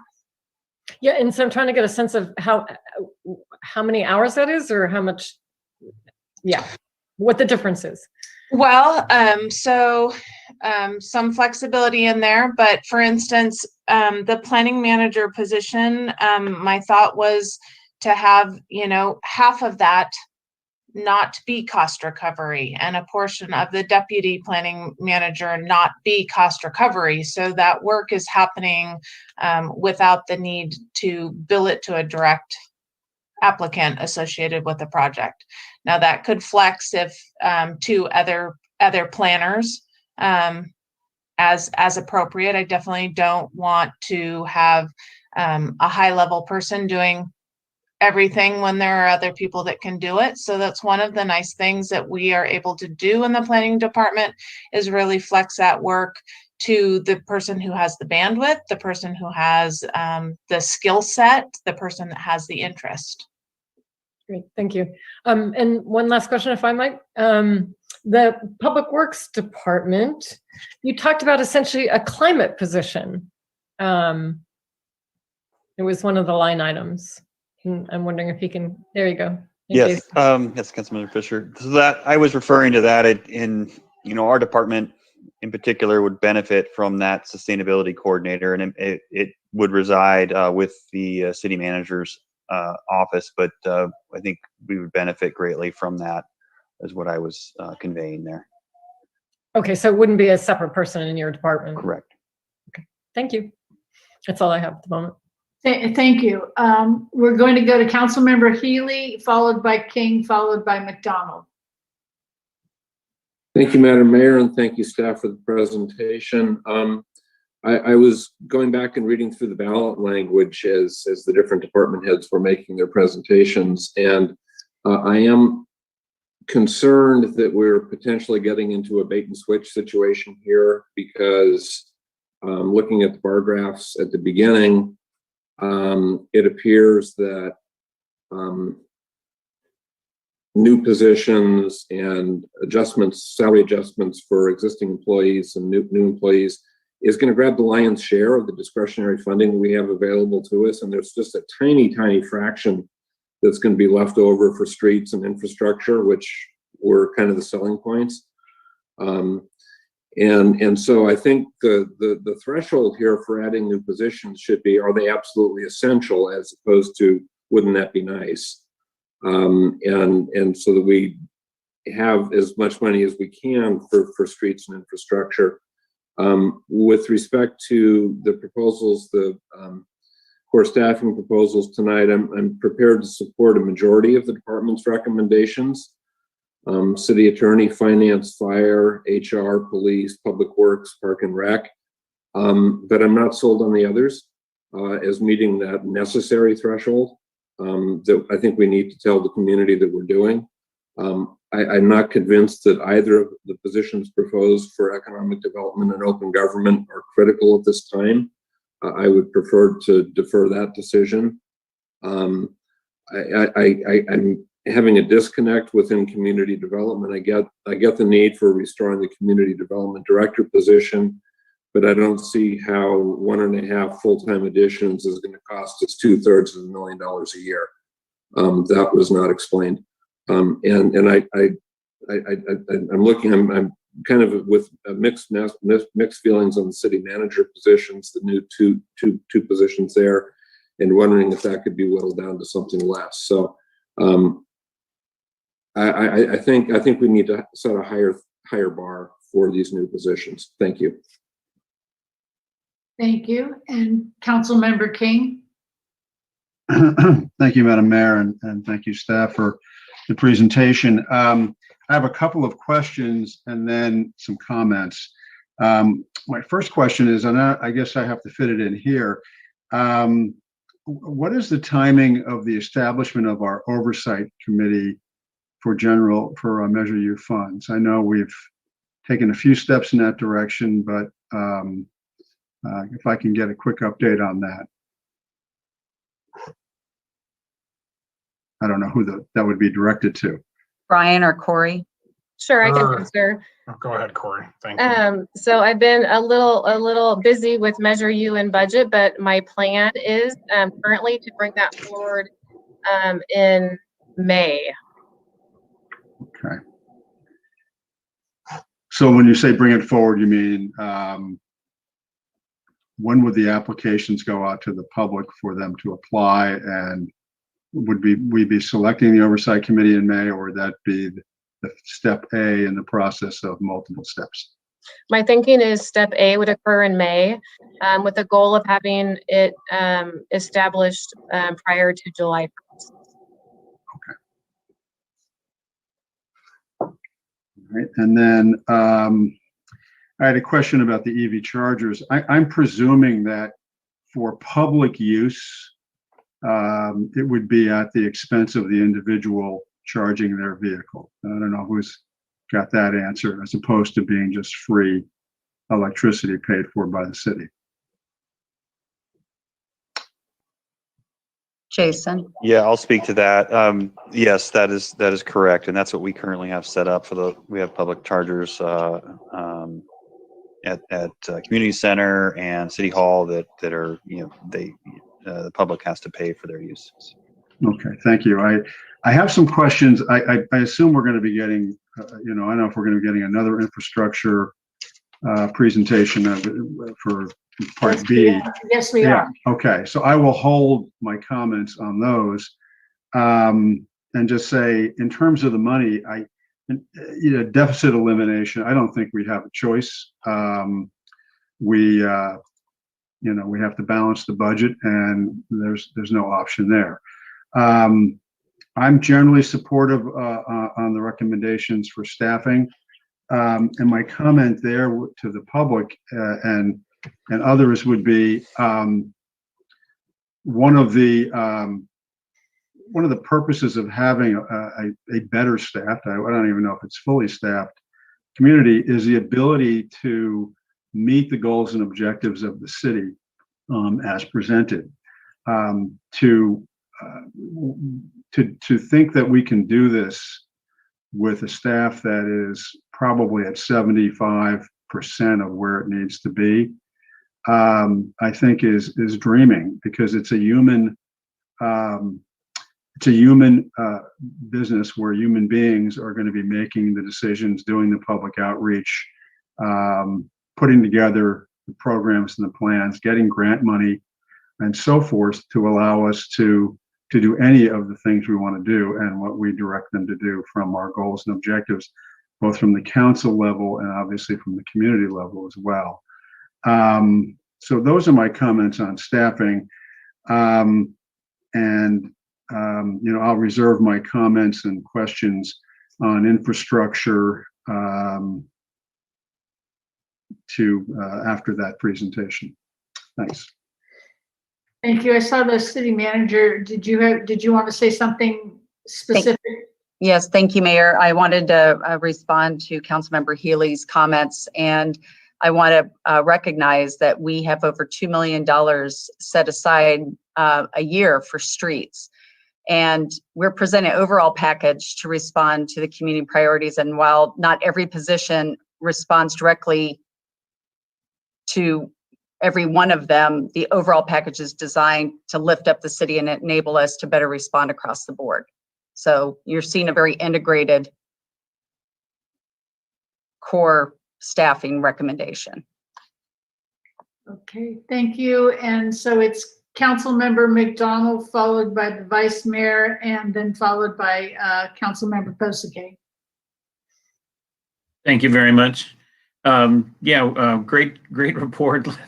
Lots and lots of details, amazing amounts of details. And I like numbers, and there's a lot of numbers here.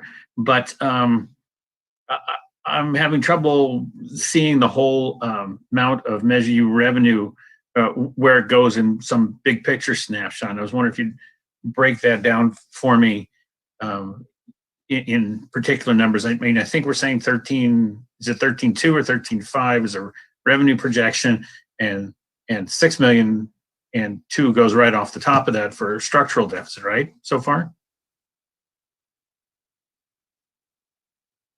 That's right. That's right. Yep. And then that leaves the piece about core staffing, which is 2.1, and then the retention part, which we didn't specifically break out, and then the remainder is what goes into infrastructure. So what do we think is going to happen with the retention part? Yeah, Councilmember McDonald, I can speak a little bit to that.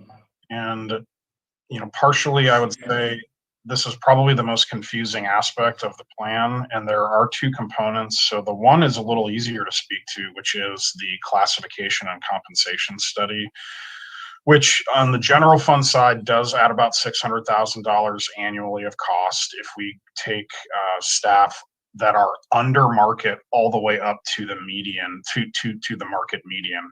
The complicating factor in the overall retention package is the COLA. And the reason that's complicating factor is because the fiscal and organizational sustainability plan, as we thought about it, really envisions a reliable cost of living adjustment every year for staff. And why that is a complicating factor is because it grows over time and it compounds on itself. So in the first year, we grant a 2.5% COLA. That's about $550,000 a year. Then the second year, we grant another 2.5 COLA. That's another 550 on top of the first 550. So that becomes 1.1, and it just keeps going. So year 3 is 1.6 million, year 4 is about 2.2, et cetera, down the line. And so if you recall back to that early 15-year bar chart that we showed, it's really that orange section that's kind of in the middle of the chart, where it starts growing over time, because you do have these continual assumed, and we don't know what will actually happen. Obviously, it all has to be collectively bargained, but that does grow over time, and it does start taking up a larger and larger piece of the overall pie. Now, that said, again, sorry, just one more complicating factor in the overall picture. Roughly year 10 of this overall plan, we do start to see our CalPERS obligations declining. And so that then frees up additional space overall in Measure U. And then finally, I would offer as well that we have revenue growth over time. So while we're talking kind of static numbers, in these chunks or these lumps within the overall program, we do have a growing revenue base, and it should, relatively reliably grow as our sales tax grows. So apologize for the long answer, but there are a couple of those factors that are a little bit tough to predict in the long run. Well, you certainly said the right words, complicated. And you got a lot of complicated into the slides, and that's great. And I understand the piece about the COLA, but what I'm not hearing yet is this all the Measure U money on the table and encumbered tonight in these programs? Does it include all 4 elements? That's all the money assigned to one place or another. I think the short answer to that question is yes. There is the very, very small component that I didn't even mention earlier at the very top of those bars that's in a green color, and that is a little bit of additional available money. But I would say that with the variability in the economy, we likely do not want to every single year budget 100% of our estimated Measure U. Right, there's some sort of averaging. Yeah, exactly. Yeah, so this includes all of the retention efforts in this presentation tonight, is what we're saying. That's correct. We showed you the full package. Yeah. And then that ends up with what's left for infrastructure then, which comes out to, what's the number, the remainder? 13 minus 6 minus 2 minus 2. It does vary by year because the obligations do change, but we are factoring in the debt service. If the council were to go with the bond proposal that we'll talk about a little bit more later, it's about $2.2 million per year. Right. And that was the important part. I needed to figure out what the remainder was. On the employment table, it shows $2 million of non-general fund, and I'm unclear how we had $2 million not already tied up in things. And I mean, 1.3 of that is infrastructure. Is this include the Measure U infrastructure, and that's the bodies necessary to do all the $2 million worth of paving? Or is this already in this year's budget that we're just going to, I don't get where $2 million in non-general fund came from. Yeah, I think Corey may be better to answer that question. She's got a better pulse on some of the enterprise funds, the streets fund and the capital funds, that may be more helpful for her to respond. Sure. So that cost of roughly $2 million represents the cost of all the positions that are non-general fund positions that are being recommended tonight.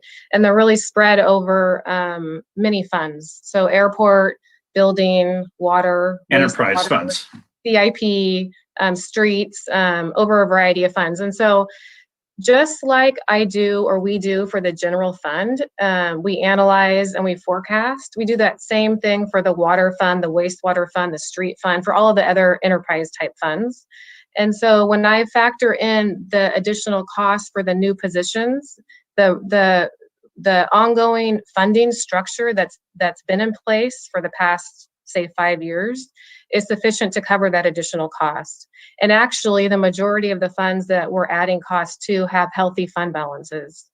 So that's kind of the process that we go through when we look at all of these new costs that are going to be hitting the variety of funds. So all the new, the non-general fund is existing. It's not new money coming into the program. Correct.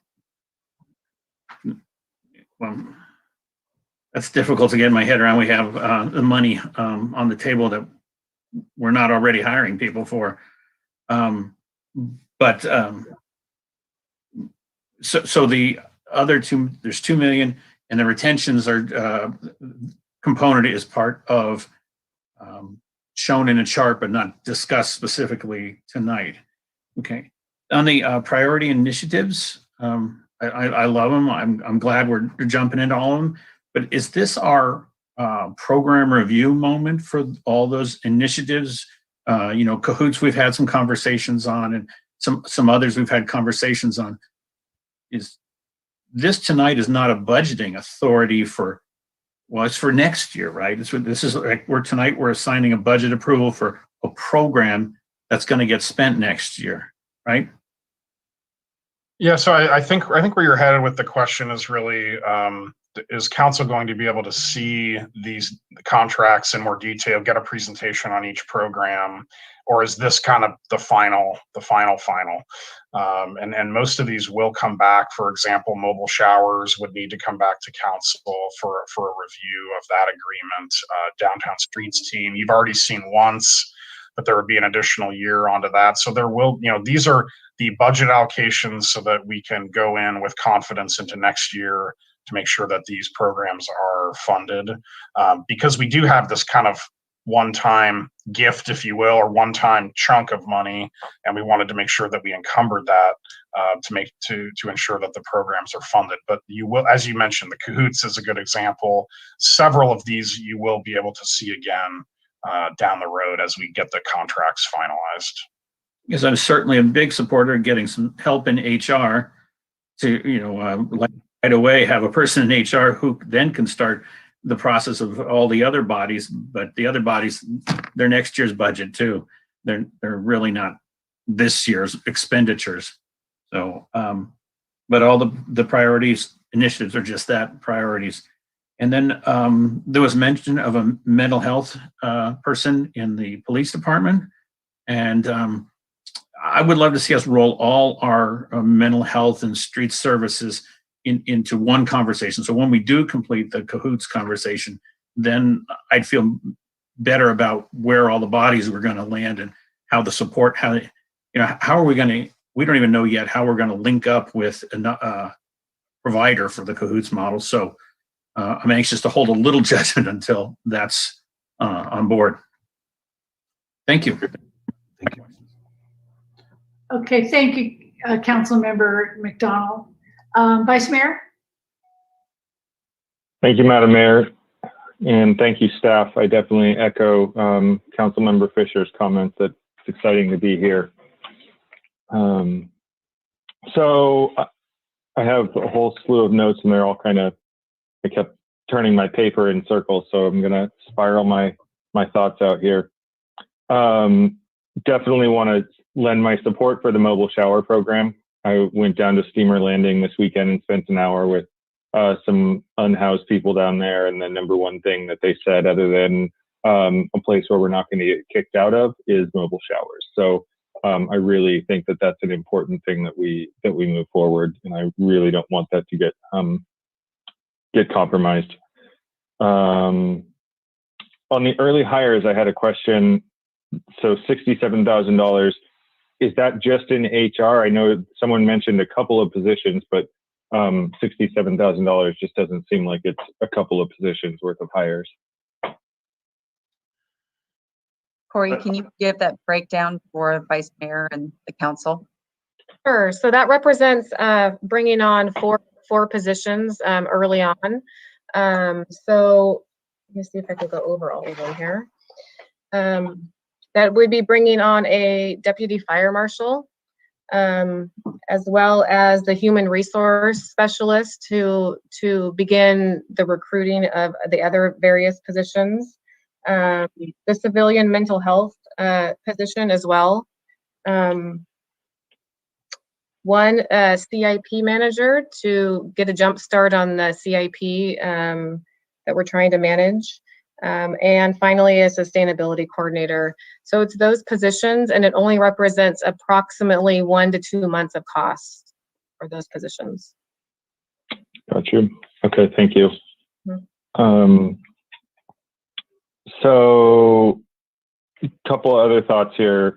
It would really help as we see more of this for me to understand more about the metrics and the things that we're going to see an uptick in.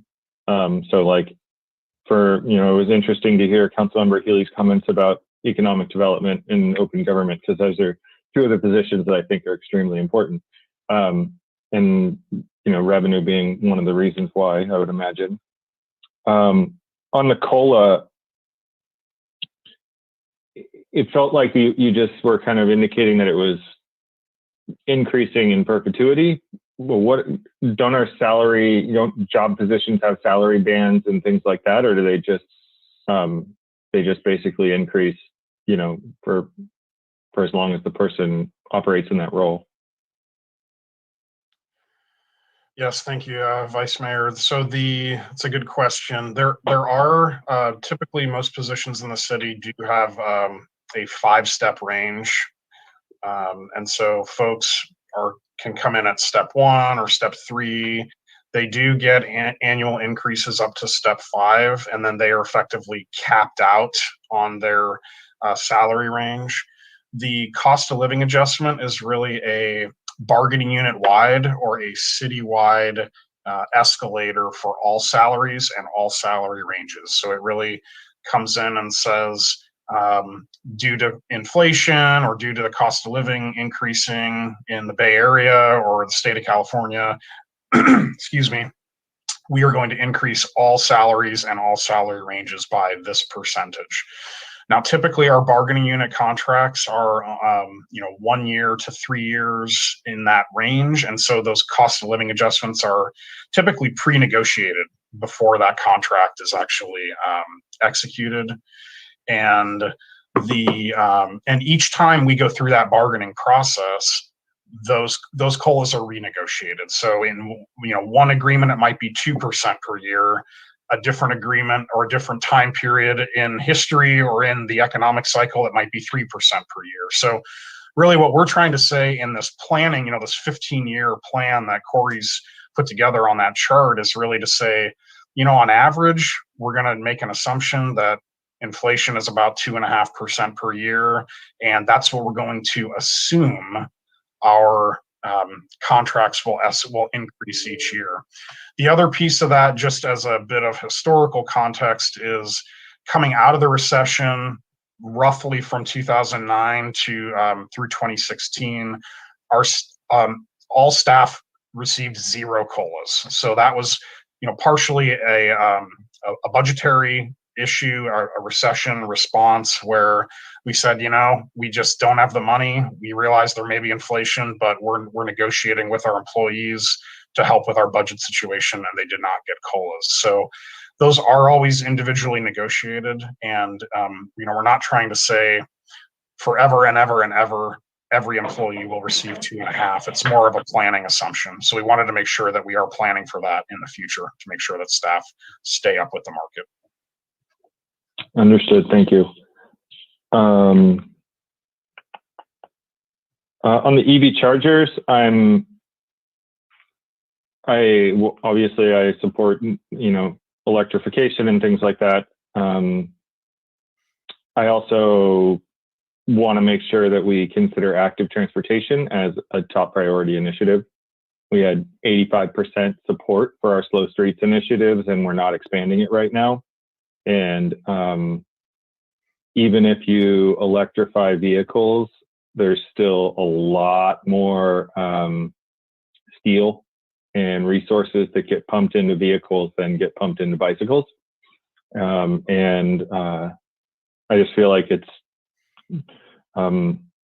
maybe we still fund the EV chargers, but I think that we need to put money towards active transportation, or we're really not putting our money where our mouth is on climate. And there's, serious equity benefits that come from that too, because not everybody can afford an EV charger or an EV. And the people who can't afford a car at all are the ones who are left stranded with unsafe streets and unsafe conditions and things like that. So I don't want to ignore those people.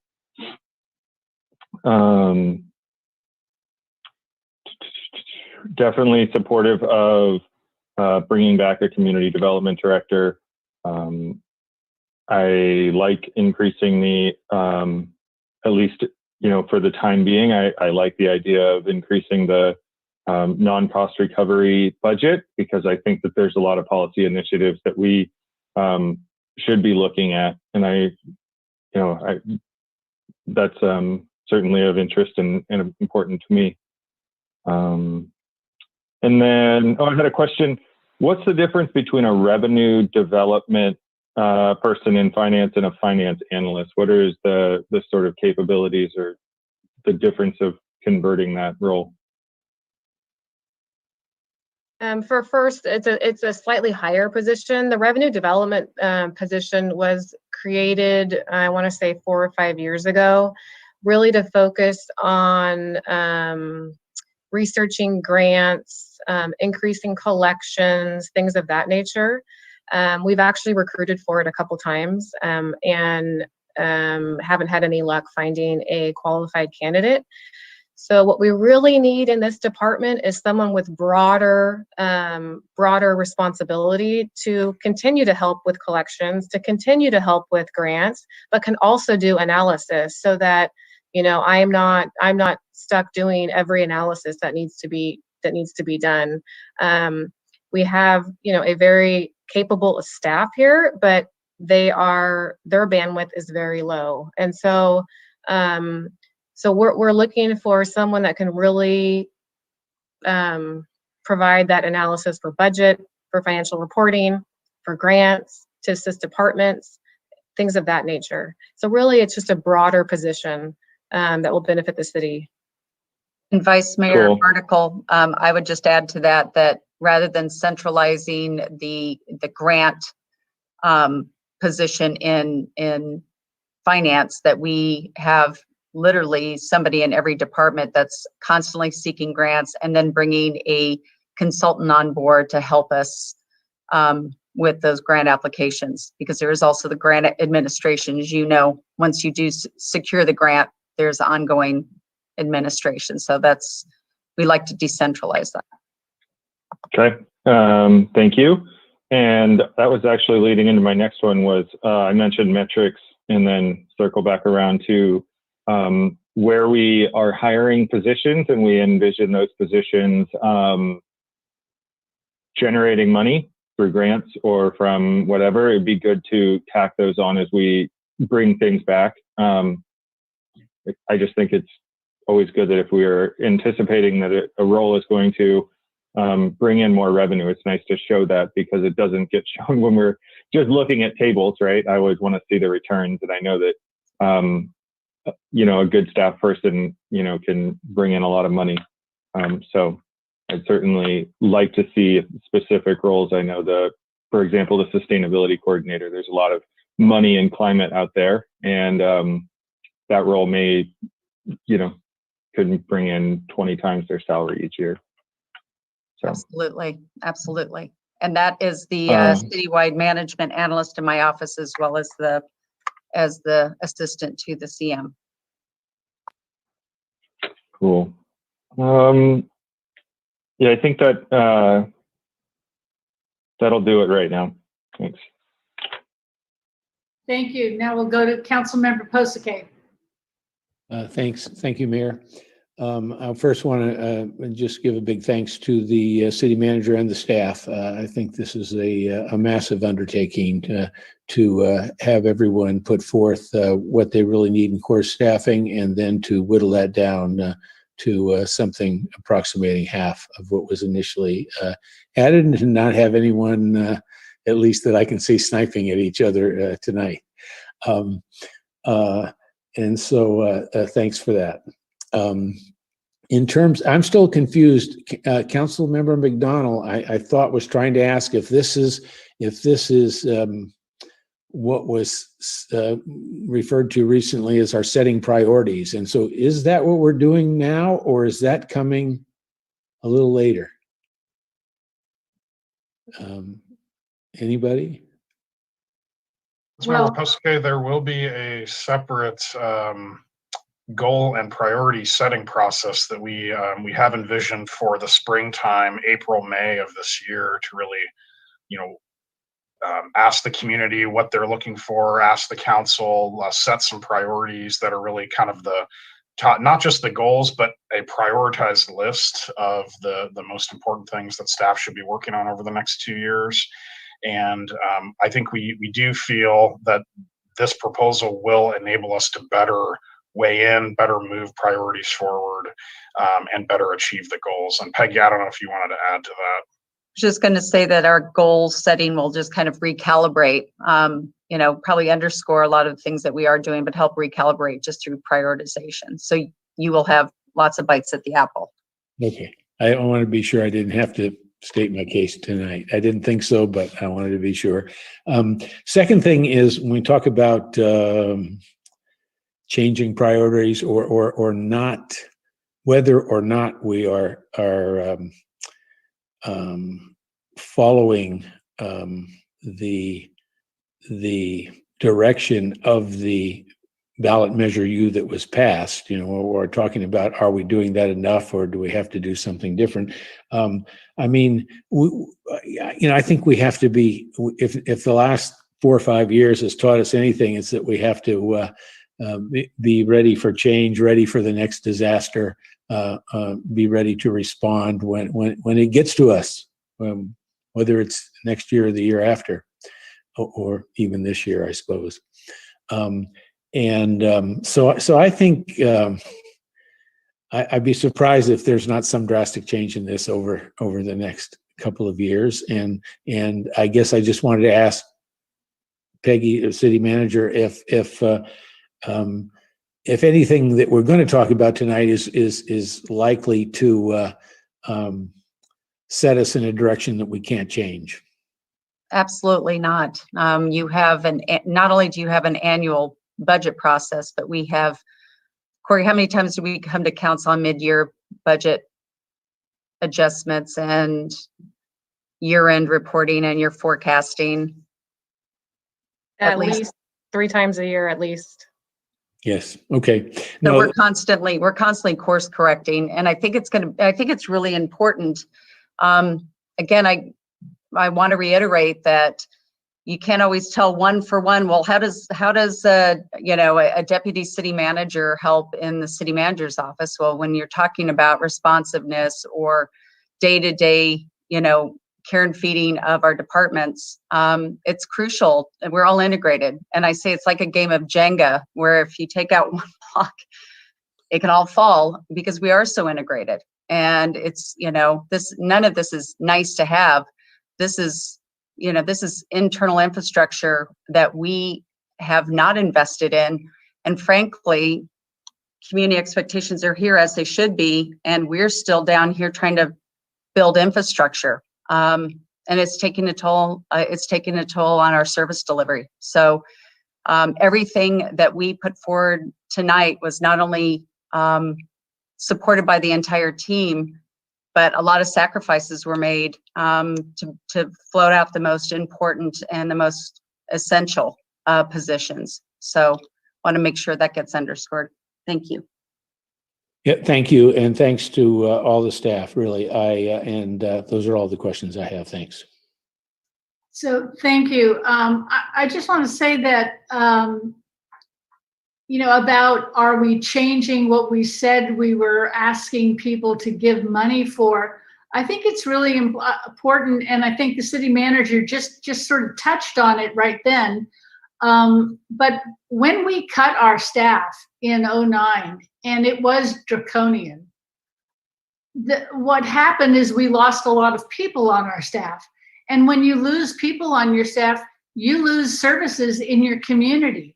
And we are right now 12, almost 13 years out of seeing undone maintenance or undone improvements. And when we talked to people about what kind of city do you want and what kind of services do you want Petaluma to be and have, they told us, they want streets that are repaired, they want this and that. All that comes with people being on the staff who can get that work done. And, I think we all get that. But it really, there's a lag time between the time that you pass Measure U to the time that the money actually starts coming, to the time that you can actually hire somebody to get the plans that are being developed, adopted by the council, and then sent back to staff to implement. And we're really at the very beginning of undoing the work that hasn't, that is laid undone, and getting the new plans moving forward. And we're doing that with, I think, a very new view about how we get that done, because we're also very concerned with diversity and equity and inclusivity. We're also really concerned about the climate. So we're taking those values, and this is an ideal time to be doing what we're doing.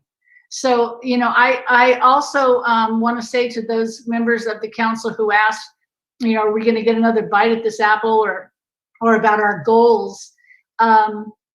I feel like this is probably the first step that the staff has gone through of the budget preparation, because, that's coming to us in May. And usually this is the kind of work that they have to do for the budget. And so, they've kind of got that taken care of already. We're the ones who are then, when we come to looking at goals, are going to we have to prioritize all the goals that we have. And that's what every staff department head came to us today with their priorities. And there were a lot of things they didn't put on that list that they really want.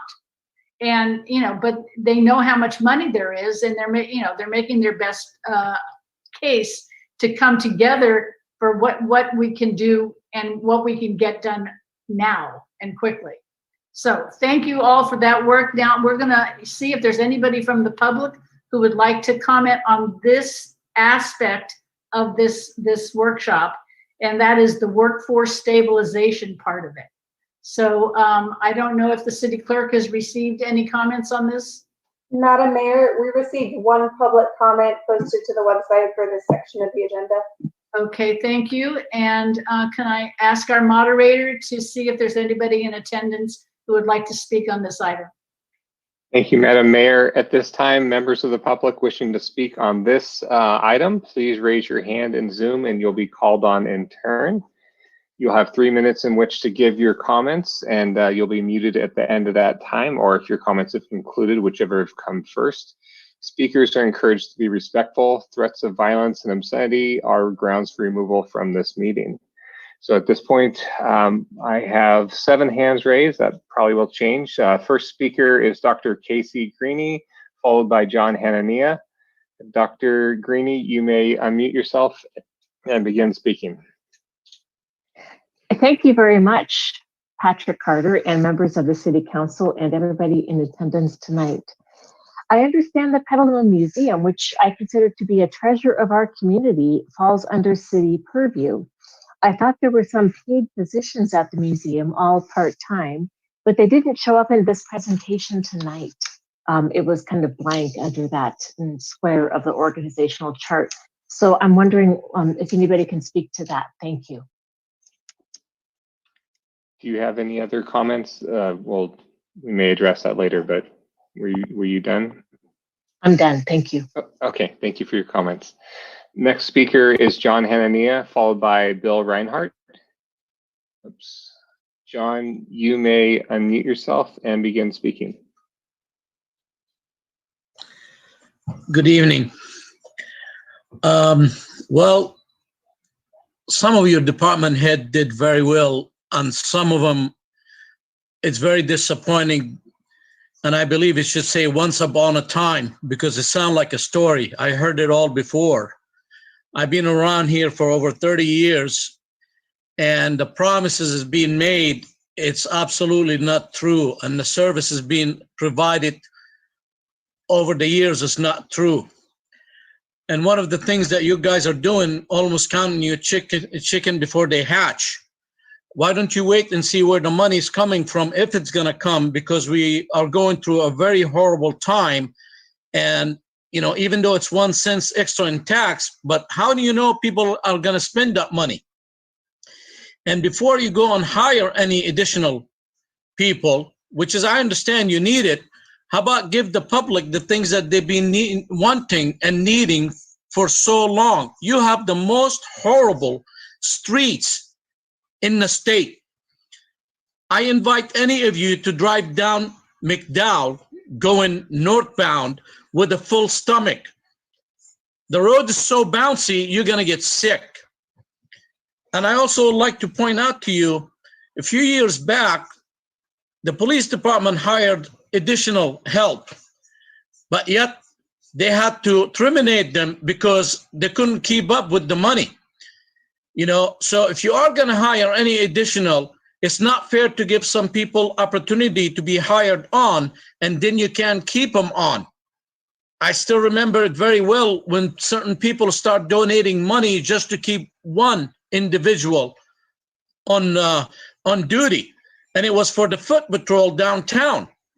So you guys all of a sudden you sound and you make it like somebody just won the lotto and went on a spending spree, but you don't even have the money yet.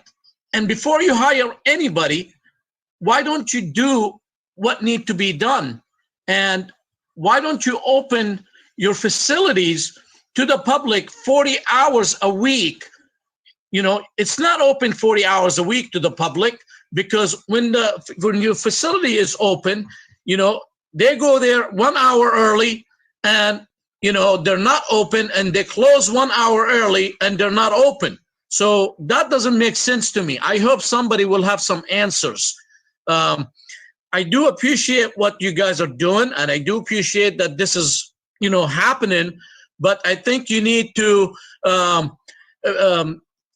do what needs to be done first. Thank you. Thank you for your comments tonight, John. Next speaker is Bill Reinhardt, followed by Ben P. Bill, you may unmute yourself and begin your comments. Thank you. Good evening, Madam Mayor, City Council members, and all of our hardworking staff and department heads. I'm reading from a letter I submitted last week, which did not get entered into the public record. But as you prioritize appropriation of Measure U funds, please consider these two investments toward maintaining the character-defining features that make Petaluma such a special place. First, please keep the shovel-ready trestle rehabilitation project moving forward by allocating whatever funds you can and by directing staff to develop a work plan and to spend time seeking and securing the funds. This is an extremely valuable asset with great potential, and its renovation cannot happen soon enough. Second, please provide budget and direction to our planning contractor to provide a dedicated historic preservation planner. Preservation has always been a goal in Petaluma, but never a priority.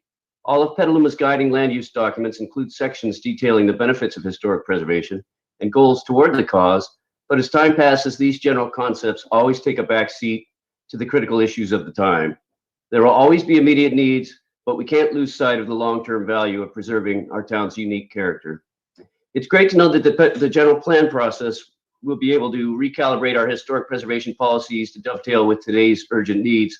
But please note that Chapter 3 of our current general plan is dedicated to historic preservation, and it includes several simple directives that have yet to be addressed. My letter goes on to state several existing policies and concludes with policy 3P1L, which states, consider the creation of a historic preservation planner position on staff. This is not intended to be a criticism of our current staff. They do an amazing job and we're lucky to have them. As Ms. Hines stated earlier, it's just a matter of priorities and the reactionary nature of planning and the budget situation. Petaluma needs funding specifically for a dedicated staff position and for historic preservation programs. Ideally, a preservation planner would work with Petaluma's Historic and Cultural Preservation Committee, planning staff, and other city departments to facilitate and encourage preservation and to protect the city's historic resources and character. The letter then lists several potential work tasks and concludes with an example where the HCPC recommended local landmark status for several resources over 2.5 years ago. In the time since, the item has never made it to a council agenda, and several of these resources have been demolished. Without dedicated staff, there will always be something more important. None of these goals will be met, and our town will continue to become less and less like Petaluma that we chose to live in. My understanding is in supporting Measure U is that it would provide for just this type of investment. So your support for these low-cost, high-reward opportunities would be greatly appreciated. Thank you very much. Thank you for your comments tonight, Bill. Next speaker is Ben P., followed by Sheila Baker. Ben, you may unmute yourself and begin speaking. Good evening, everyone. Ben Peters here. In regarding the staffing positions, I do think we're counting our chickens a little early on this one by advocating for so many staff positions before we have a clearer revenue projection as well as input from the community.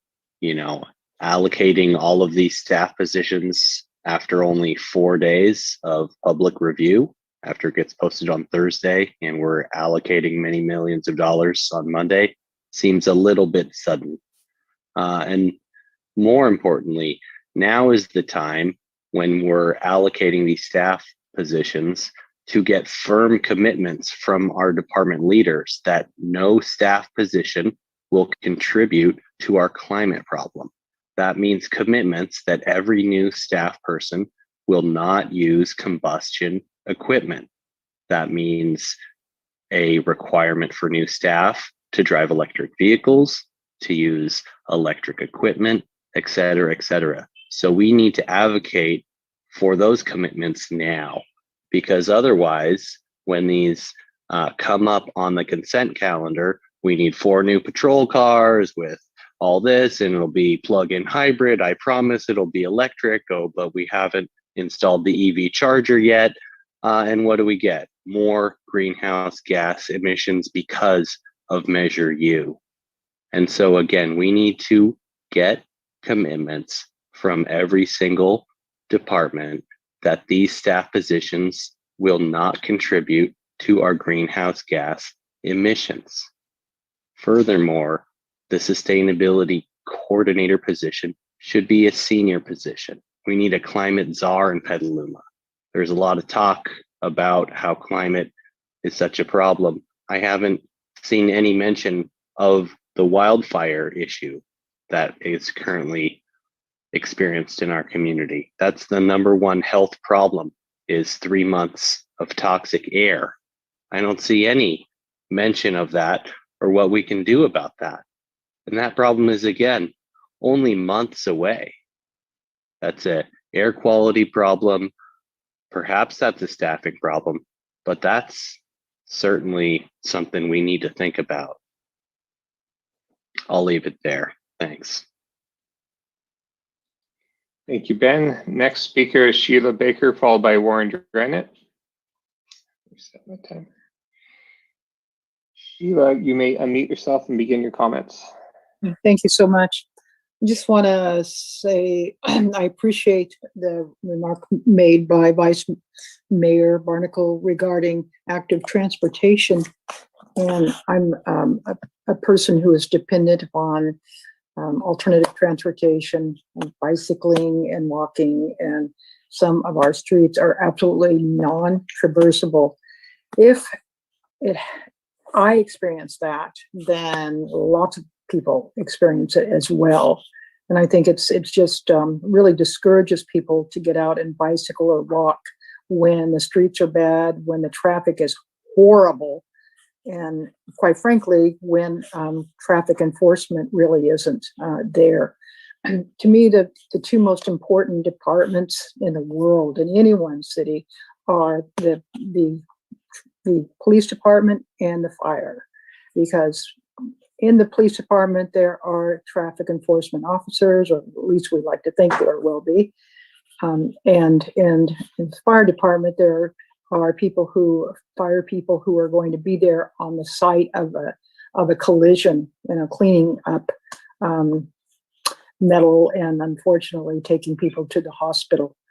So those 2 departments to me are the most important for my peace of mind that I can be on the street and that I will be protected by traffic enforcement, and that I will be aided and helped if something happens to me out on the street, and so by the fire department. And so I just appreciate this very much. I think all staff are important, and all the departments are important, and all the capital improvement projects and buildings and things are just absolutely very, very important. I've been sitting in on a lot of meetings for the last 3 or 4 years of the city council and hearing this, and it is not new. And I think it's nice that we can finally get the money to do something about it. So I appreciate the city is giving us this opportunity to listen to how the money will be spent. Thank you. Thank you, Sheila. Next speaker is Warren Dranett, followed by Nicole C. Warren, you may unmute yourself and begin speaking. Thank you, Patrick, Madam Mayor, City Council members, city staff. Thank you for your very hard work in preparing today's presentation. This is Warren Dranett. I am speaking this evening on behalf of the Petaluma Chamber of Commerce. I serve on its board. I am chair of its Government Affairs Committee. As I suspect many of you are aware, the Petaluma Chamber was active in supporting passage of Measure U. Many of us, myself included, were active in walking precincts in order to ensure passage of the measure. And we're happy to have these additional resources available to the city. But I think it's important for the city to keep in mind that the measure was passed with certain promises. The tagline on the literature was to keep Petaluma safe and prepared. And it was very much about basic services and infrastructure. I think you will hear many comments and people comment on certain priorities, but I think it's very important that the City Council remain focused on fulfilling the promises that were made when Measure U was passed, and not to diverge from that. And the presentation that we've had already on workforce stabilization, the additional presentation I think we're about to have on infrastructure are very much in line with the promises that were made. And I think it's important for the city to stay focused on that and keep moving forward to keeping Petaluma safe and prepared as it goes forward. Thank you for your time. Thank you for your comments tonight, Warren. Next speaker is Nicole C., followed by Blake Cooper. Nicole, you may unmute yourself and begin speaking. Hi, everybody. Thank you for this meeting and for this impressive report, and happy International Women's Day to all the hardworking women of our city. I've learned a lot from this report, and I'm sure I don't understand it in fully, but in looking at it, the majority of spending is around police and cahoots and the downtown street team COTS, which to me looks like I'm excited about some of these programs. I know the city needs to up the staffing, but it also seems like a lot of behavior interventions for unhoused people. And I would really like to see the bigger picture of what the county and city's plan is of ending houselessness or working in that direction. And how are like the supervisors supporting the programs and the plan, and also how is the city working with the continuum of care? How is continuum of care supporting this with Measure U, and can they add funds to this since it's such a substantial part of the spending? And I was a little disheartened to see how little money of the budget is being spent in the climate action initiatives. And with that being said, I would just love to think more about what we can do in the capital improvement projects to make our city aggressively better bike and multimodal pedestrian safe city, since we aren't putting that much towards our climate action improvements right now. And one of the things I would like to propose is colored asphalt bike lanes. So we know that Sebastopol just put in their green bike lanes less than 3 years ago, and they're already dull. And I know this is a little bit more of a cost up front, but I think that it's something that over time would make a lot of sense. And we've seen Petaluma be a leader in the gas ban, and I think we can continue to be a leader in other ways if we just remain forward thinking about these things. So thank you again. Thank you, Nicole. And I think stay tuned for the next presentation. I'll probably get into that more. Next speaker is Blake Hooper, followed by Jerry Wilkinson. Blake, you may unmute yourself and begin speaking. Hello, I just wanted to thank city staff and the council for putting this presentation together and for allowing the community to participate in this discussion. The requested police department staff increase easily outpaces the requests made by other city departments that have clear plans for self-improvement and would address other critical shortfalls in the city.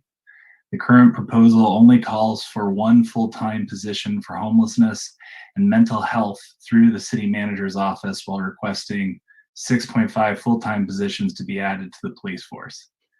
The community has been incredibly clear about its priorities for how we move forward to address the unhoused and those with mental health issues. The budget should frankly reflect this, and so should the priorities in our Measure U funding. Increased police staffing may be necessary down the road, but let's at least prioritize the areas that are frankly non-existent in current services and allow the new ad hoc committee to have a chance to make clear recommendations before making the staffing commitment. Thank you. Thank you for those comments tonight, Blake. Next speaker is Jerry Wilkinson. Jerry, you may unmute yourself and begin speaking. Hello, and Madam Mayor and City Council and City Manager. I want to thank everyone, the staff, for the tremendous amount of work that was put into this. This is quite a presentation. While many people expected, I think, all of the Measure U money to go into road repair, to me, it makes solid sense to create a city administration, an infrastructure to build for the future. You've got to have the organization before you can take any steps to do any fiscal improvements. So I think that's well worthwhile.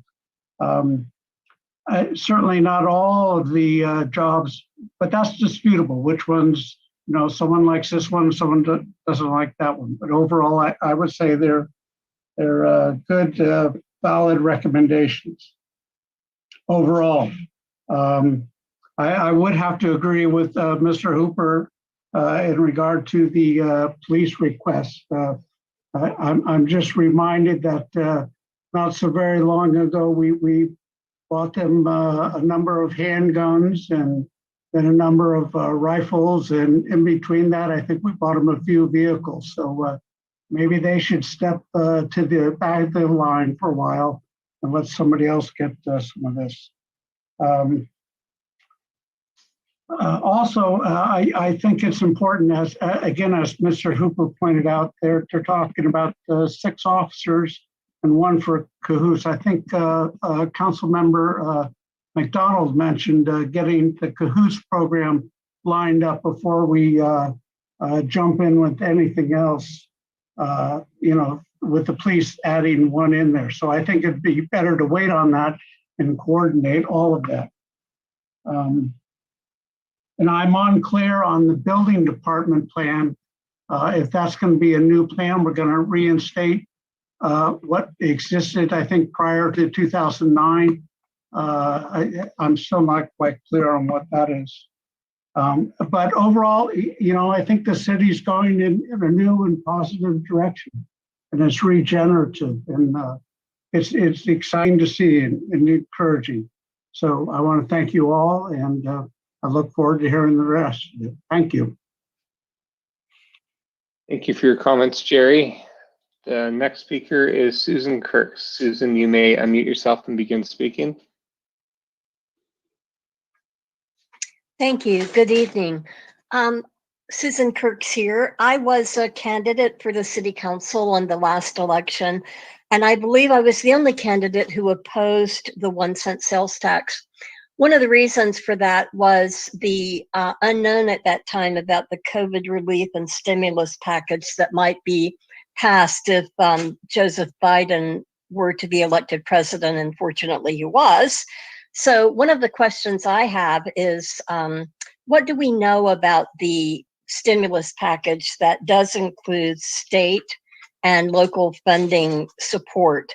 The city of Petaluma is likely to see a substantial amount of funding coming, and that's related to COVID, but it's also related to the city recovering. So I'd like to know how that relates to the big picture when that information is known. And I really don't think that decisions about the initial outlay for the 1-cent sales tax should be made before then.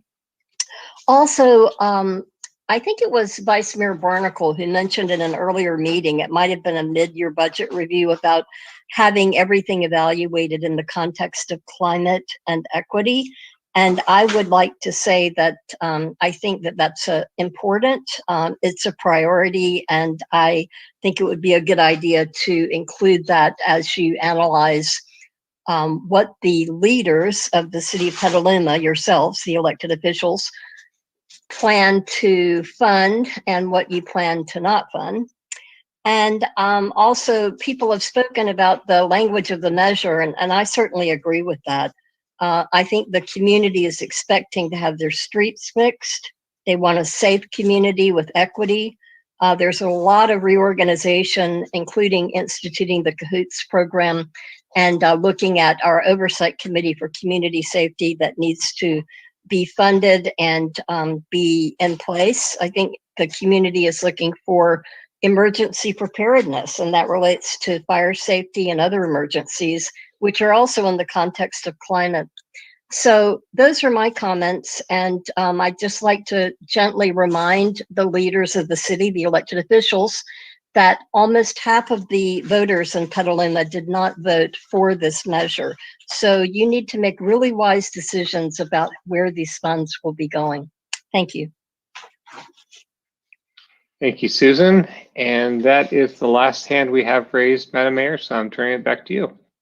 Thank you very much. And with that, we'll close public comment, and I want to bring it back to the council, but I think our city manager wanted to say something first. Yes, thank you, Mayor. I just want to respond to some of the questions in public comment. For Dr. Greeny, who noticed that the 2 part-time positions in under museum were not listed. Because part-time fluctuates so significantly from year to year, depending on programs and projects and available funding, the org chart only represents full-time permanent positions. But we do have 2 part-time positions currently supporting the museum. To Mr. Reinhardt, we will ensure that his letter does get included in the public record, and with our recommended staffing model in community development, we will have more attention paid to our historic district and historic resources. And in fact, staff is picking back up the certified local government, which is on our priorities and goals. And they actually haven't heard back from the state. So we're going to be pushing that in the next few weeks. So we are continuing to pursue that. And to Mr. Peters, regarding advocating for commitments from new staff, the city and all of its existing staff and any new staff are committed to being carbon neutral by 2030.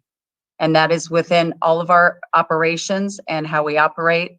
So we have made that commitment, and that carries down to every staff person that works for the city of Petaluma. And to Sheila and Nicole, just want to let you know, active transportation projects, you will hear the next presentation that will touch upon that. But that is definitely our commitment. We can't reduce greenhouse gases if we don't diversify our transportation options and bolster them. And that includes our public transportation. So I think that's it, Mayor. I appreciate the opportunity.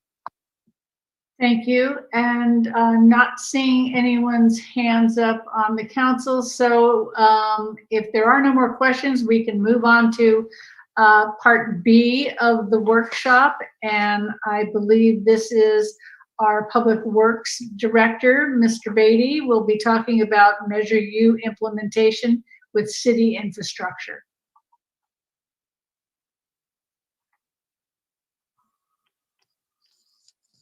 Yep, sorry here, I'm getting organized. Apologize. It's okay. Let me get the presentation up and I'll share the screen here.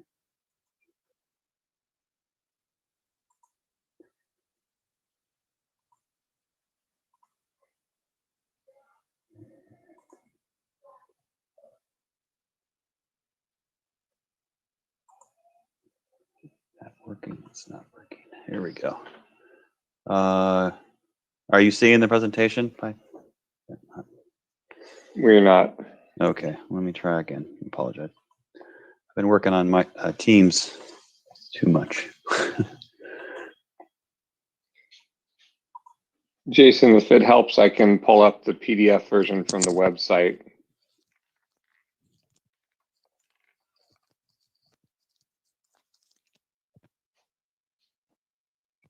One second.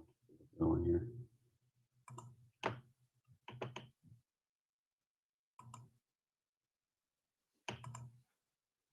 Okay, looks like it's showing now. Okay.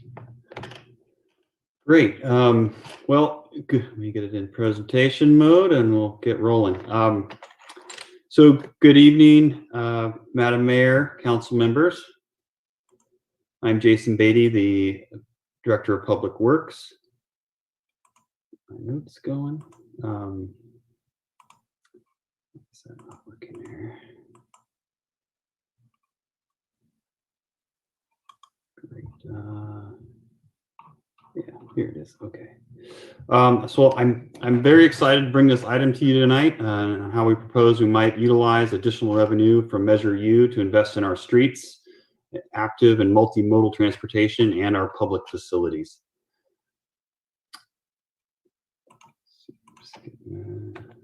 Oh, here we go. All right. So I'm excited because I spent a Saturday back in March 7th, a year and 1 day ago, seems like 10 years ago, providing you with an in-depth look at the state of the city's infrastructure. And I remember a mark came, I don't remember which council member made it, but it was a depressing discussion that we had that day. And it was. And now, thanks to you and the community, the voters, we have a little bit of hope. And I appreciate that very much. This evening, I'm going to do a real quick recap of that March 2020 infrastructure workshop and talk about a revamped pavement management program that incorporates multimodal transportation. And then I'll turn it over to our traffic engineer, Ken Eichstead, who will run through 3 scenarios of utilizing some additional revenue to address our street condition and its configuration. And I'm going to present a proposal for an approach to address the shortcomings in our public safety facilities. Let's figure it out here. So for the workshop on March 7th of 2020, staff completed an in-depth review of deferred maintenance that should have been completed over the years, but hadn't on our facilities due to insufficient funding to carry out the investments. And although Measure U doesn't provide enough resources to address all of our backlog, it can provide some significant resources to begin addressing these issues. These amounts here was the amounts of deferred maintenance that wasn't getting done in these different program areas. As we look at the core staffing, it's going, as proposed, it's going to provide additional resources to carry out their CIP projects, to seek that additional funding for grants and other sources, and provide staffing and resources to respond to the most serious maintenance issues in all these areas. And as I'm going to move forward with the presentation on the infrastructure, in this proposal, we are recommending bond measures to provide some upfront investment in the most critical areas for our streets and our facilities.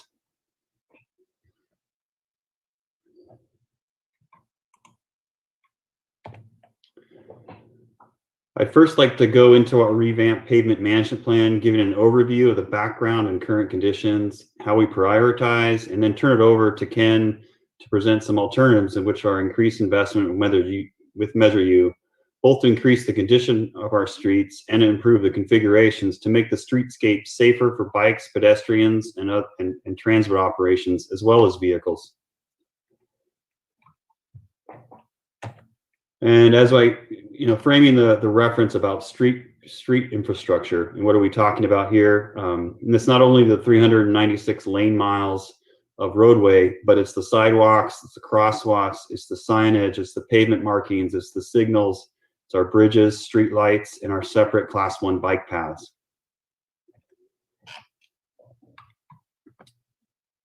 Some of the biggest concerns from the community are with the condition of our roads, our traffic congestion, and climate change. No surprise to anyone is the condition of our streets. The current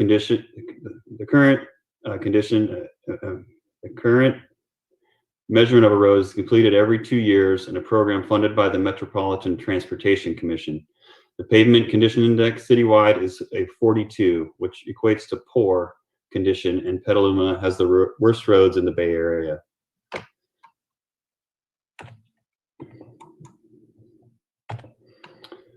And so how did we get here? This chart I've shown before in previous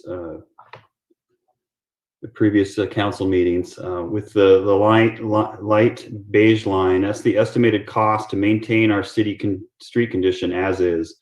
The dark blue line is the street maintenance revenue that we have had to maintain our streets. And as you can see, there's been a shortfall to maintain for some time. And although we've been closing that gap in recent years with our current revenue, a gap would persist without this additional revenues.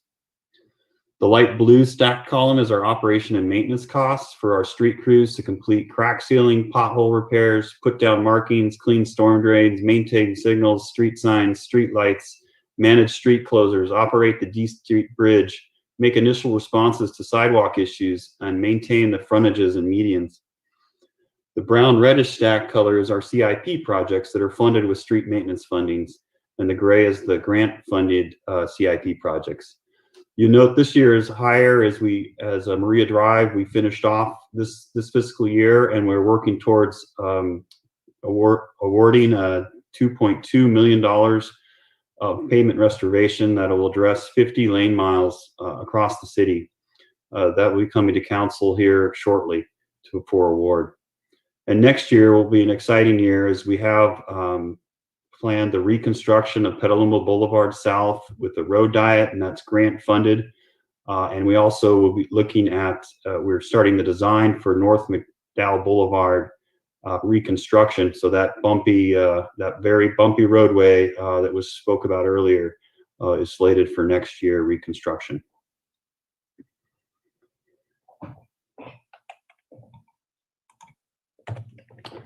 And as we taking a closer look at the details of the condition of our streets, you can see that our local residential streets have the worst condition. We've been able to focus on streets that carry the most traffic, partially by design of where we invest the limited money we do have, but also these types of roads is where grant funding is typically more available. Back here. Looking back, just wanted to kind of another look back at the projects we've completed over the last 9 years and what we were able to complete and the funding that was used. From 2011 to 2016, it was a mix of grant funding and repaving after major utility work that was supported paving projects. And you can see it only until recently, that we've had enough street maintenance funding to support CIP projects. That's the green text there. Sonoma Mountain Parkway, the street behind me, it's Maria Drive as well.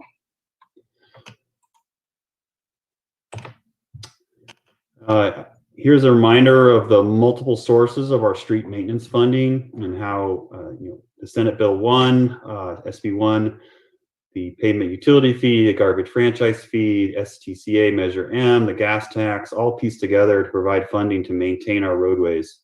Measure U and Go Sonoma / Measure DD can be added to this in future years.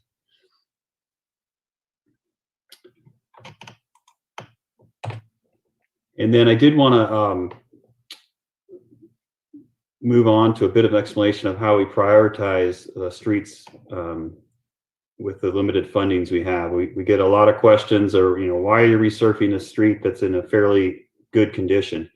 And the short answer is it's the best use of our limited funding, and by keeping up with this preventative maintenance, where we can expend $1 to $3 per cubic yard, and we can extend the life of the roadway by 7 years.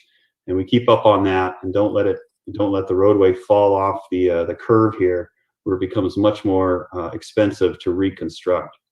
Unfortunately, 56% of our roadways in Petaluma are down in this poor to very poor to failed condition. So we're in quite a deep hole there. We do try to take a very balanced approach, trying to, with the limit of the funding we have, as we bring our projects forward, trying to keep some of the roads that are fair to good condition, keep them there, while reconstructing some of those failed roads that we get the most feedback about and are most critical to our city. But our needs great outweigh our funds, even as we look at what is available for Measure U. Compounding our issues here in Petaluma is our very impressive adobe clay expansive soils underlying the roadways, and it breaks apart the roads if we don't have a good base underneath that, and then it's also more costly to reconstruct the roads, get that base correct, so they last longer. It's an additional challenge that we have here in Petaluma. So how do we prioritize the needs we have with over $100 million in deferred maintenance costs that grow by $8.5 million each year if we don't do any additional investments? We have limited resources to put forward this. So how do we prioritize and triage our failing road systems? We do start with a roadway asset management tool called Street Saver. It's funded by Metropolitan Transportation Commission. This database has our street inventory and the condition of each road segment that is assessed every 2 years. And we can run various budget scenarios with it, and it provides a recommended program that which projects are the best use of our available funds. We then take into account many other factors, which you can see here, to finalize what we propose to council each year. And we take in public safety considerations, connectors to the transit and bikeways, geographic locations. We want to group together these projects in an area so that it's mobilization costs for a given contracted project are less. We get input from our street maintenance staff. We get input from the community and consider that. We look at our development projects that are in the pipeline that may impact roads or may provide an opportunity to get a section of roadway paved. We're also looking at grant opportunities, as I spoke to earlier. A lot of our arterials we're able to have pretty good success rate at getting grants for some of those to get done. Utility work is we overlay what important utility work we have to do with our water lines, our sewer lines, and also coordinating with PG&E and other service providers. We also want to do an equitable distribution of work throughout the city, east side, west side, and different neighborhoods. We also look at the usage of the roads and the daily counts of traffic that are on there. And all of this goes into a prioritization. And now I will, let's see here, make sure I'll turn it over to Ken Eichstead, the city's traffic engineer, who, although has only been in this position a few short months, he has nearly 30 years of engineering experience, much of this involved in transportation projects, including projects and planning efforts to improve bike, pedestrian, and transit infrastructure. And he's also a registered traffic engineer. Ken, I'll turn it over to you, and you can run through the scenarios of how we can improve our citywide pavement condition and improve the configuration of our streetscape to accommodate multimodal transportation. Great. Thank you very much, Jason. Good evening, Madam Mayor, members of the City Council, public, and staff. So I'd like to provide you a little bit of the background and solutions for helping to start restoring Petaluma's roadways and improve their condition, particularly for active transportation elements. The city gets significant funding through the MTC, Metropolitan Transportation Commission, and through them, every 2 years, we do a full road survey that goes into the Street Saver program, as Jason alluded to. So what we've done here with that information is laid out 3 scenarios that we could look at. The first scenario is essentially status quo, what we're doing right now.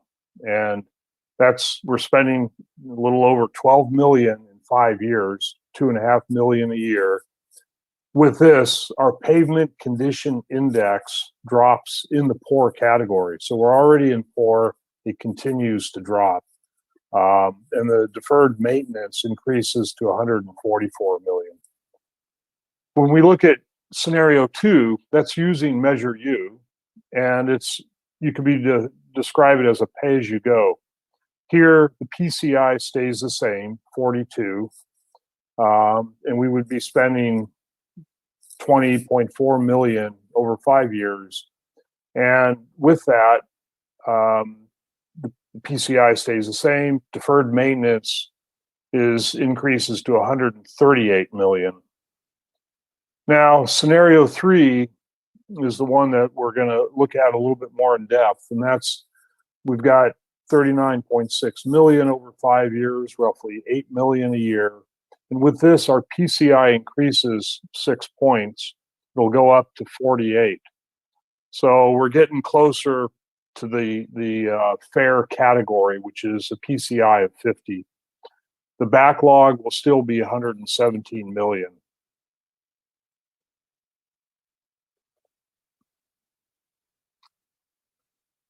So this chart is what you may hear about in the news. MTC,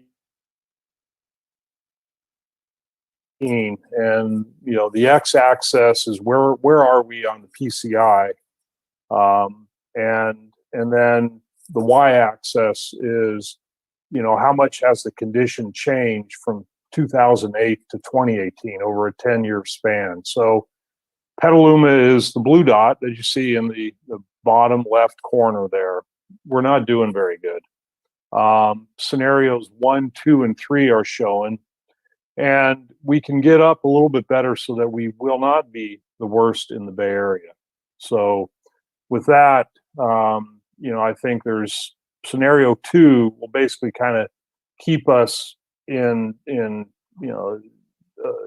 fairly static position, but with scenario 3, we can actually really see some improvements. So this slide is, how are we doing in Sonoma? And it's obviously doesn't show anything much better. We're going to be in company with Sonoma County, which is in red. So Petaluma, Sonoma County are the 2 municipalities that are in red or poor condition.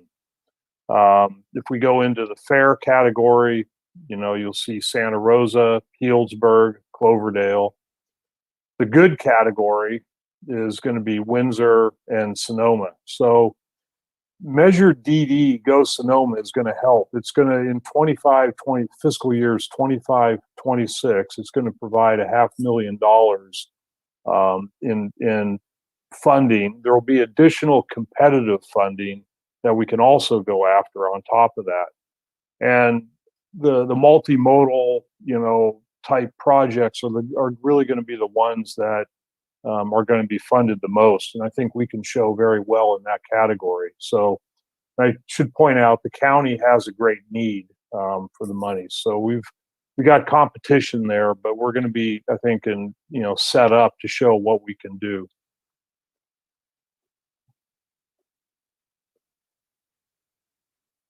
So under scenario 3, with the 39.6 million, how does that money get spent?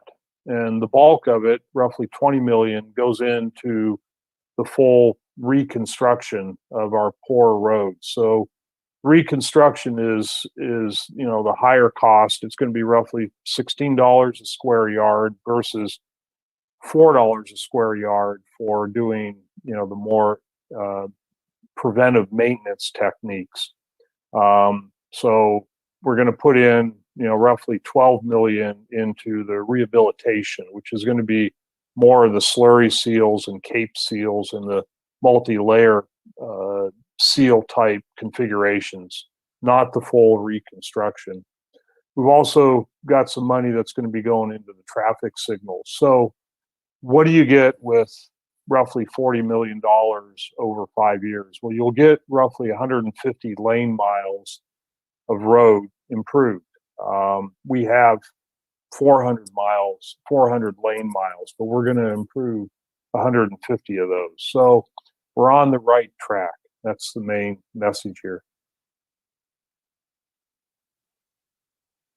So Maria Drive, let's take a look at what's been possible with Maria Drive that we did this last year. We did a full reconstruction on that.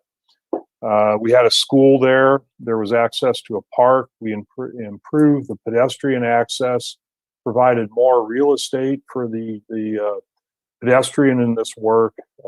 We did ADA improvements, and we speak of ADA as American Disability Act, but it's the parent with a stroller, the 30-year-old carrying arms of groceries.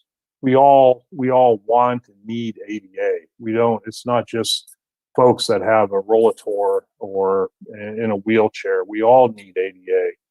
And I should also mention, so Maria Drive, we got bike lanes in. We improved the crossings. We did curb ramps.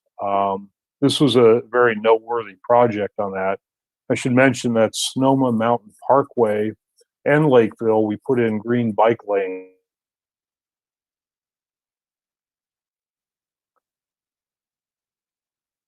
So one of the things that for me is exciting with this pavement restoration work that we're doing, and I've been thinking about it for a long time. I did a presentation 20 years ago on designing from the outside in as opposed to designing from the inside out, where we don't have to go down the middle of the right of way and put 12-foot lanes and wide parking lanes and a narrow sidewalk and no bike lane. We can go in from the outside in. Let's put a wide sidewalk. Let's give pedestrian real estate. Let's put a bike lane, class 4 possibly, so we could have a protected bike lane. Maybe we narrow, the traffic lane so there's a sense that you're in a neighborhood. You're not necessarily on a highway. So we have that opportunity here.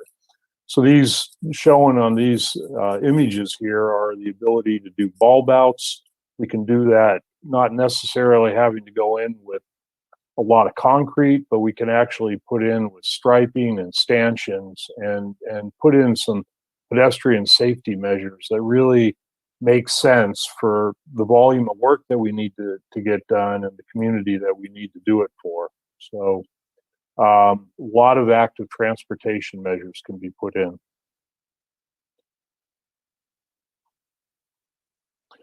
So this sort of mosaic of an image here is what would 5 years of roadway improvements look like? Well, they would be improvements that are restoration, that are preventive maintenance. They're going to help to reduce driving speeds. They're going to improve the safety for all users. They're going to add bike facilities. They're going to improve bus stops. We can put in bulb outs to shorten pedestrian crossings. We can put in refuge islands for safer pedestrian crossings. All this is possible, throughout Petaluma. So it's exciting to see what the opportunity that we have to do here. And with that, I'll turn it back to Jason, who's going to talk about the facility asset management. Thank you.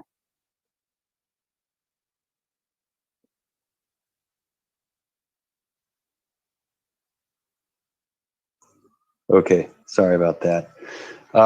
Thank you, Ken.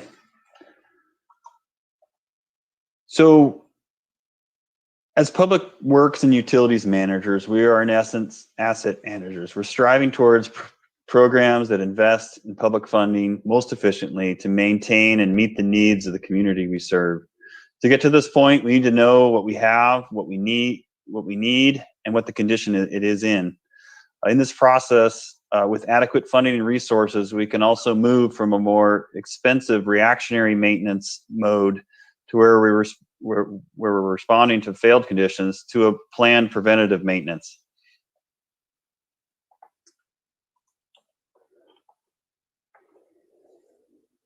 In early 2020, a contracted facilities condition assessment of 46 city buildings was completed. The findings of this were presented in the March 2020 infrastructure workshop. It revealed deferred maintenance costs of over $30 million existed for the city's buildings that are maintained by general fund sources.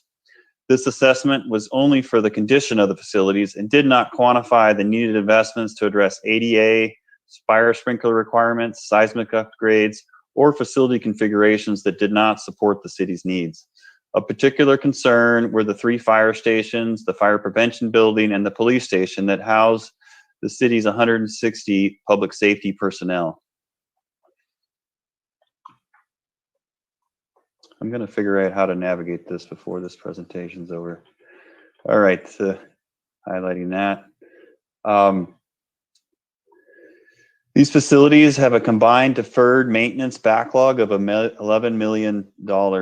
In addition to the condition issues, significant configuration issues with these facilities exist, and they all have an average age of over 52 years.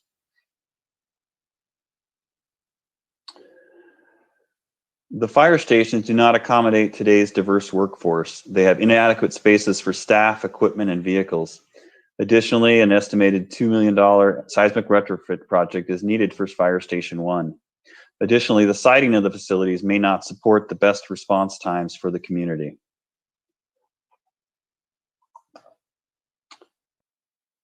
A 2008 space utilization study of the police station identified a facility that was severely undersized for the current staff, equipment, and vehicles. Since then, deficiencies in the detention area have been noted not to meet the Department of Justice requirements. And in addition, the city's Emergency Operations Center, which has been more and more in use, is in the police department's lunchroom / briefing room / training room. Emergency Operations Center, when it's activated, displays those functions during our emergency events.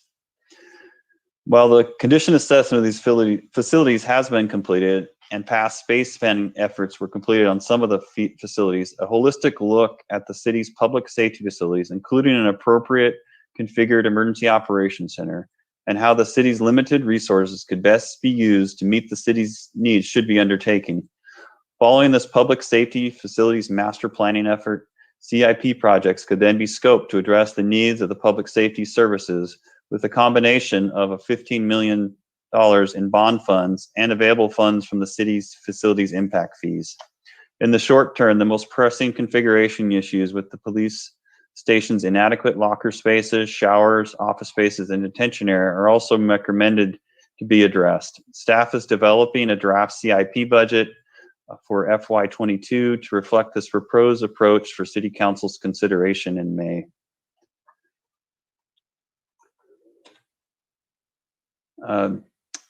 So in summary, we're recommending leveraging the additional revenue from Measure U and issue bonds that are secured by and payable from the general fund appropriations. The first $20 million bond would be available from FY21 through FY23, would go towards street repairs and reconstruction and reconfiguration. The second $20 million bond could be issued to have $20 million in funds available from FY24 through FY27 with 15 million towards public safety facilities and 5 million towards street repairs and reconstruction.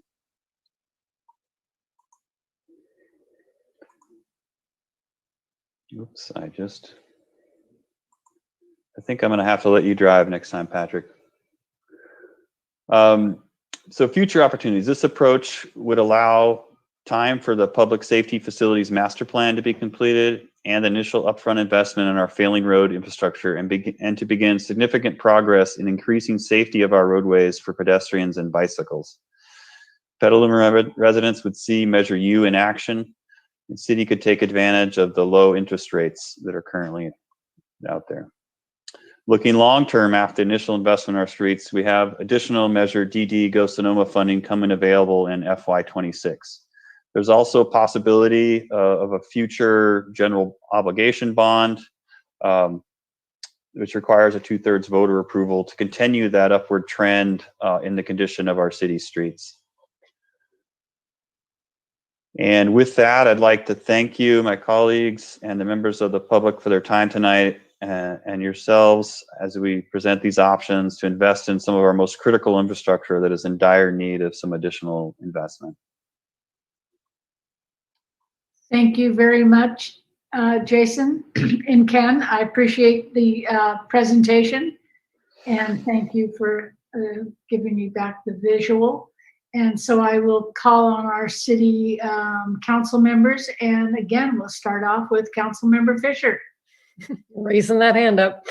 So I have a question about, I really appreciate the fact that we're going to, if we vote on this, to bond for our streets. I think it's a really smart move. But I don't understand the financing structure. So we've got a $20 million bond over 3 years and then another $20 million bond. So how much of that Measure U money gets encumbered by that? Is it just the section on the graph that we saw? For you or Brian, you want to take that one? Yeah, I can jump in.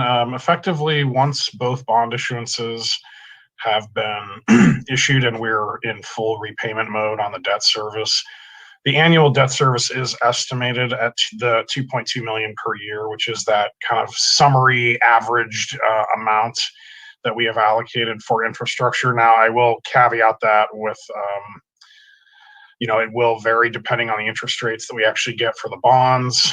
If we structure the principal repayments a little differently, there may be some fluctuation as well there. But generally speaking, it's about $2.2 million. And over how many years? That's a 30-year bond. Wow. Thank you. Mm-hmm. And Councilmember McDonald. Thank you very much. A small aside on all those bulb outs on the slow streets and all streets that we use the bulb outs on. I'd be tickled if we turn them into storm drain LIDs to help with that effort. But on the bigger picture, you split this into two 20-year bonds and $20 million bonds, and $25 million of it to streets. And I understand the logic in delaying the public safety buildings bonding. Why not put the 25 million into the first? How did 20 get picked over 25?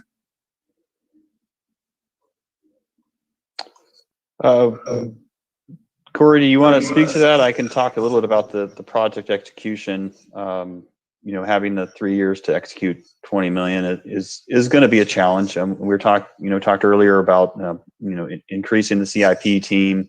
We're also looking at a master service agreement for permitting, design, and construction management services, so we can be more agile in executing the CIP programs, including this effort. And then I will see if Corey or Brian has any comments on the 20 million number. Corey, I can jump in real quick. Councilmember McDonald and council members, we have the 20 million up front so we can jumpstart our front load our streets effort, and then the 5 million in 2024-25, when Measure DD will take effect. So we can also leverage that $5 million and continue not only obviously getting our non-competitive, but applying for our competitive SCTA monies. And then the rest of the balance obviously would go to our fire station. Right. I just worry the bond market will never get better than today, and grabbing today's money is better. And 3 years is very ambitious. If we look at the scale up and impact on citizens on 3 years of delivery compared to what we're doing now, I think the public might actually get a little tired of paving trucks in the neighborhoods.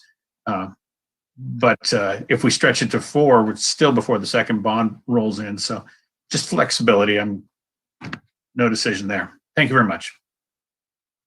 Thank you. And Councilmember Healy, followed by Councilmember King, and followed by the Vice Mayor. Thank you, Madam Mayor. I do appreciate the recommendation to bond and surge street maintenance. I think that's what the community is looking for. I question why we need to wait 3 or 4 years to get the replacement Fire Station 1 underway. All of us received an email from former council member Chris Albertson. I had a couple of additional emails with him. He reminded me that when the Casa Grande motel site was donated to the city back when he was fire chief, the city proceeded to spend over $800,000 to get that project shovel ready. And now it's not regarded as shovel ready anymore, which is a concern for me. And I'm not sure that we need as much studies as are being proposed to get a project there that we can actually begin construction on. And to Councilmember McDonald's point, I guess my question is, why do we have to wait 3 or 4 years for the second bond issue? If we know that's our top priority for infrastructure other than streets, and we have plans that just need to be dusted off and looked at, why do we have to wait 3 or 4 years? And I noticed in the staff report, there's talk about spending $2 million for a seismic upgrade of Station 1. Well, why would we want to spend $2 million on a seismic upgrade of Station 1 if we're planning on abandoning that facility as soon as our replacement Station 1 can be built? So I want to see more of a sense of urgency around getting Station 1 built. Thank you. Thank you. Does anyone on staff want to respond to the timing of the 2 bonds? I think, Mayor, I'd like to start, and then Jason, you may want to chime in. We're trying to stagger because of capacity, right? It's going to be a huge Herculean effort for staff to help front load the effort. Secondly, we do need time to study site selection for our fire station. We don't want to build on a property that may or may not work for our fire department. It is too small. The current parcel that we've looked at over the years, the one that we have, the former Casa Grande site, is too small. So we would have to purchase the neighboring properties to even see if that would work. And I don't know that it would. So we need to do a site analysis, and we do need the time. And so we feel that this is, given staff resources, and we want to focus on our roads, we feel like staggering this effort makes the most sense. Jason, is there something else you'd like to add to that? I would add, the seismic project on Fire Station 1 is that, you obviously wouldn't do that kind of investment without, knowing if you're going to keep that station or not in part of the portfolio. So that would also be on hold until we can really understand our needs for all the public safety facilities, fire stations, police department, EOC as well, and how the siting of those affects the response times as well. That's correct. And Jason, I would also add that we are not looking at abandoning Fire Station number 1. We haven't made that decision yet. Okay, thank you. So, Councilmember King and then Vice Mayor Barnacle, and then Councilmember Posake. Thank you, Madam Mayor, and thank you, staff, for the report, both the entire reports. I have a couple of comments and a few questions. One is just to remind the public that's commenting, this is what we're discussing tonight is probably roughly 7 to 10% of our total budget, if you factor in enterprise funds as well, and maybe when you add the money into the general fund, 1/6. So there are other priorities and other things that are being done with our budget, not just what we're talking about this evening. To respond to Councilmember McDonald's comments about paving trucks, I'm just going to say, I doubt it. After 30 years of these numbers and these streets and the lack of money that has gone in, anybody that I'll tell you in the public, if you're going to complain to me about a paving truck, don't expect a friendly response from Councilmember King, your neighborhood council member. We've been hearing about it for decades, whether we were on the council or not. We've been complaining about it for decades when we weren't on the council. So I understand what the point is. You can't overwhelm the public. The people still need to get around. But for those motorists, bicyclists, pedestrians who really are aching for this, I support that. So I do support the scenario 3 bonding, getting the money up front and building what we can as soon as we can. I have a question or a comment regarding what I hope as of Wednesday afternoon will be our COVID backfill funds from the federal government. And one of the things we did earlier this year, I believe it was, with respect to the garbage contract, or the end of last calendar year, was that we backed out approximately $3 million over a 2-year period for roads in order to provide some relief from the increase in the garbage rates that were going to be incurred, which was the right thing to do. I agree with it then, I agree with it now. But now that we're likely to be getting, I don't know, $6.8, $6.9 million, if that's where it lands, I would like us to analyze whether we can backfill that money back into our road budget. Because even with scenario 3, our backlog is $117 million. And that money that we allocated for a fee relief for garbage really properly should have gone into our roads. So I would ask that we consider that when the money comes in. And then my comment on the second round of bonding, and just to follow up on some of the earlier comments regarding particularly the fire station, perhaps, and I appreciate that we don't have the staffing, which kind of ties into presentation A in a very real and significant way.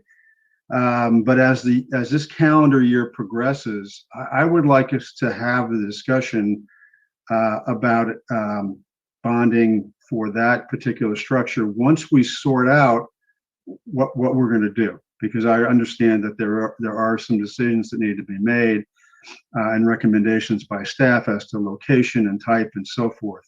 But this is something that predates my time on the council in terms of a need by many years. And I think it is an urgent need, and it fits in with our public safety goals as well, to have a facility that is safe, modern, and takes into account the fact that we have women firefighters now. I think is important. And I believe that's it on this for the moment. But I do appreciate that, and I'm hopeful that we can get that money in, get the bonds in place, and get the roads repaired sooner rather than later. Thank you. Thank you. Vice Mayor Barnacle. Thank you, Madam Mayor. Thanks for the report. Whenever I'm hearing about our streets, I always am singing Kenny Rogers, and just dropped in to see what my condition's in. can't stop. It feels like we're always saying that word. But I appreciate it. Not surprisingly, when I think of transportation and our roads, I think of climate, and that this is our largest and fastest growing source of greenhouse gas emissions. And the tool that was outlined, I love all the pieces that went in there. The pieces that I didn't see on that are important are VMT, which I'm sure we're thinking about, and I love the focus on active transportation. Ken, if we were in person, I would hug you. But I really want to make sure that the roads that we're doing are looking at transportation and transportation equity. So VMT and equity. And when we decide what roads we're looking at, I would really like to see an overlay of where the affordable housing projects are in our city. So we know that those are the people who are most reliant on active transportation and walking. I'd like to consider an overlay of safe routes to school, if we can do something like that. I think those are two sort of easy ways to really focus on, just simple overlays that can help us to make sure that we're considering those additional criteria as we make the decisions. The other thing is we've got a lot of roads. I'd really love to see us reduce the amount of roads that we have. Reduce we're in part in this situation because we didn't have revenue. We're also in part in this situation because we built too much and we couldn't maintain it. That's, not fiscally responsible. And so, there's a small group of us that would like to see us as a climate policy reduce the miles and acreage of road by 50%. I know that there's people here who probably would disagree with that, but I bet you if we reduce the amount of road that we gave to cars by 50%, we'd have a lot more people riding bikes. And that's where we're at. That's what an emergency means. So I'm really excited about the focus on active transportation, protected bike lanes, things like that. And yeah, that's my comments on this. I just want to make sure that we're focused on active transportation, and I know we are. Thank you. And Councilmember Posake. Yeah, I would second the Vice Mayor's comments in terms of looking at that. I think we have a responsibility with the climate emergency to nudge folks a little bit in what we all know is the right direction. That's one thing. That my second comment has to do with previous comment. Someone else brought up housing. I want to make clear I didn't bring it up first off, but that I sure think we have a housing emergency as well. And if we get stimulus money that is not earmarked for stuff in particular, I'm fine with spending some more of that on roads. But I like to see it be available at the same time we're encouraging affordable housing providers to get started on additional projects in town. Okay, is that your last comment? That's it. Okay, thank you. Yes, I find it really interesting, and I just have to point it out because sometimes the links aren't always so clear. But I did hear several council members wanting this process to go faster, and yet there was comment in section A about why are we hiring all these people so soon? And I really think it's very important to make the connection between these roads don't get built, this active transportation doesn't get pushed along, the fire station doesn't get upgraded unless we have the staff to do the work. So the longer we delay on the first part of this, the longer we're delaying on the second part. So with that, we will see, I'll ask the city clerk if she has received any comments on this item. Mayor Barrett, we have 2 comments posted online with the agenda packet. Okay, thank you. And then I'll ask our moderator to see if there's anybody in attendance who would like to speak to this item, and we'll open public comment.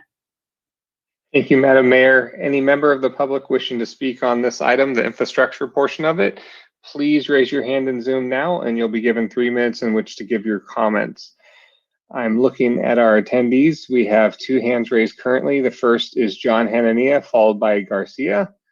John, you may unmute yourself and begin speaking. All right. Well, it looks like you guys touching on some important topics. I really hope that you guys fix the streets for one. I disagree with some of you guys' comments about reducing the size of the streets and forcing people to ride bikes. It's not a bad idea, but it just, where's the freedom comes in if everything's by force? There's a lot of people in this country still would like to ride the horse. Are you going to make room for the horse also? What I like to also point out to all of you, I don't know how many of you are aware of the state-of-the-art safety center that was just built, completed in San Rafael. I think some of you should go and take a tour. I took the tour myself, and it's definitely a wonderful building. And it's also the second firehouse that San Rafael have completed. But the safety center is combined the police and fire together. And also, I believe some of your staff has taken the tour. I know for a fact Lieutenant Tim Lyons took the tour, and he also took a videotape of it. And if you are going to invest any money, it might be helpful to you to see what they have done and how wonderful of a job it was done. And if other city, the same size of the city of Petaluma, could do that and build 2 new fire departments, not just one, with a timely manner, what's stopping Petaluma from doing it? And to touch base on the topic that Teresa Barrett's talking about, you know, you need the people. You guys been complaining all these years, there's no money, there's no money, there's no money. Now all of a sudden you have a little increase in money, and all of a sudden you're counting all these chickens before they hatch. And I don't understand it. Why are you pushing so hard for all these people? And as I stated a few minutes ago on my comment, I still remember when the police department hired certain people, but they couldn't keep them all of a sudden because, oh, there's no money. How is that fair that you hire somebody and after a year or 2, do you have to eliminate that position? Also, you need to hire people with experience. The city of Petaluma, they have the most number for bonus for the police department, and they can't get anybody with experience. Majority of people who are working there right now, they look like they should be wearing diapers. So I really think that you guys need to look into that. Thank you. Thank you, John. Next speaker is Garcia, followed by Ben. So Garcia, maybe Zaira, you may unmute yourself and begin speaking. Hi, I almost said good morning. It's been a long day. Good evening, everyone. Thank you, City Council and Mayor, for having this conversation.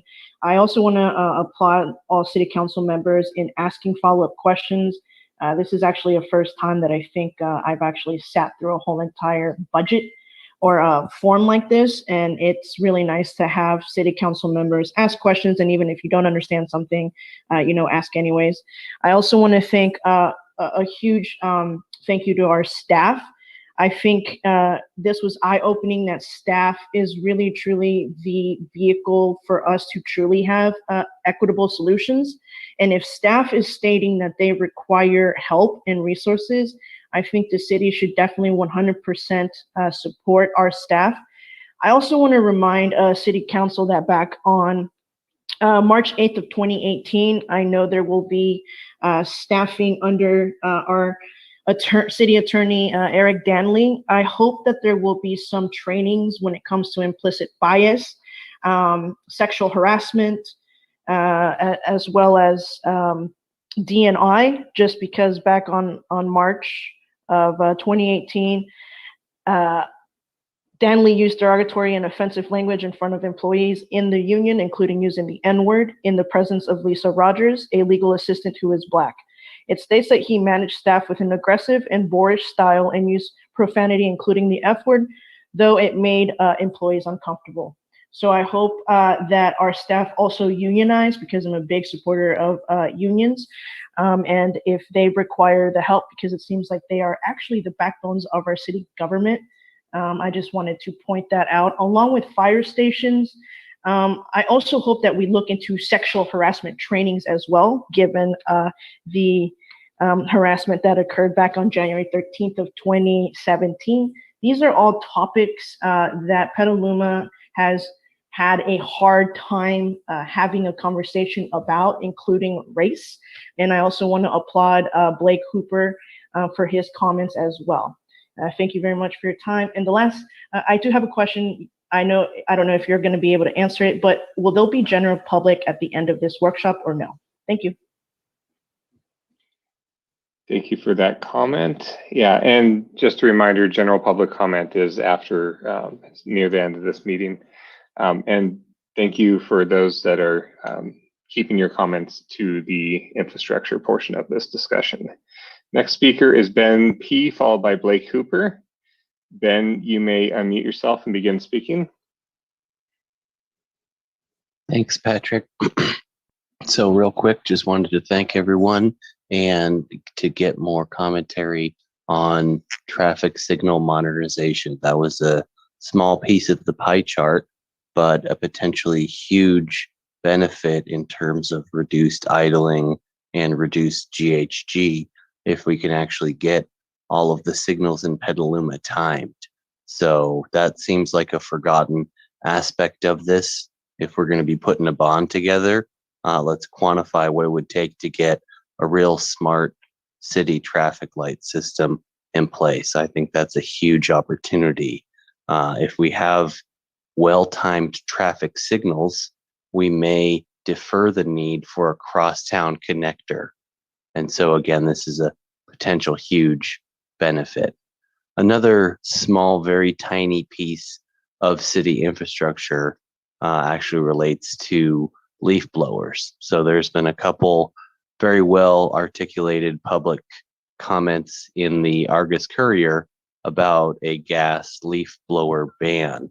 So the reason I bring this up is because the third top voting item in the Measure M workshop was for the city to replace its gas blowers with electric leaf blowers.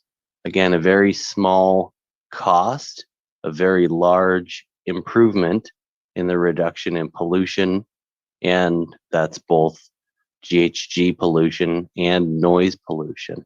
And that was the number 3 vote getter in the Measure M workshop. And still, we don't see that type of infrastructure in place being proposed. And so we do strive to state that there has been public input in throughout this process. And, you know, I'm hearing that, but when the number 3 voted on item that is a negligible cost isn't being advanced, I really think we need to take a second look at improving our public outreach on some of this stuff. So thanks. Thank you, Ben. Next speaker is Blake Hooper, followed by Susan Kirks. Blake, you may unmute yourself and begin your comments. I just want to say that this was a beautiful infrastructure presentation, and that it would be great to see a dedicated infrastructure bond. Outside of that, it would be also great to see EV charging policy in the city that focused on DC fast chargers. Thank you. Thank you for those comments. Next speaker is Susan Kirks, followed by Jerry Wilkinson.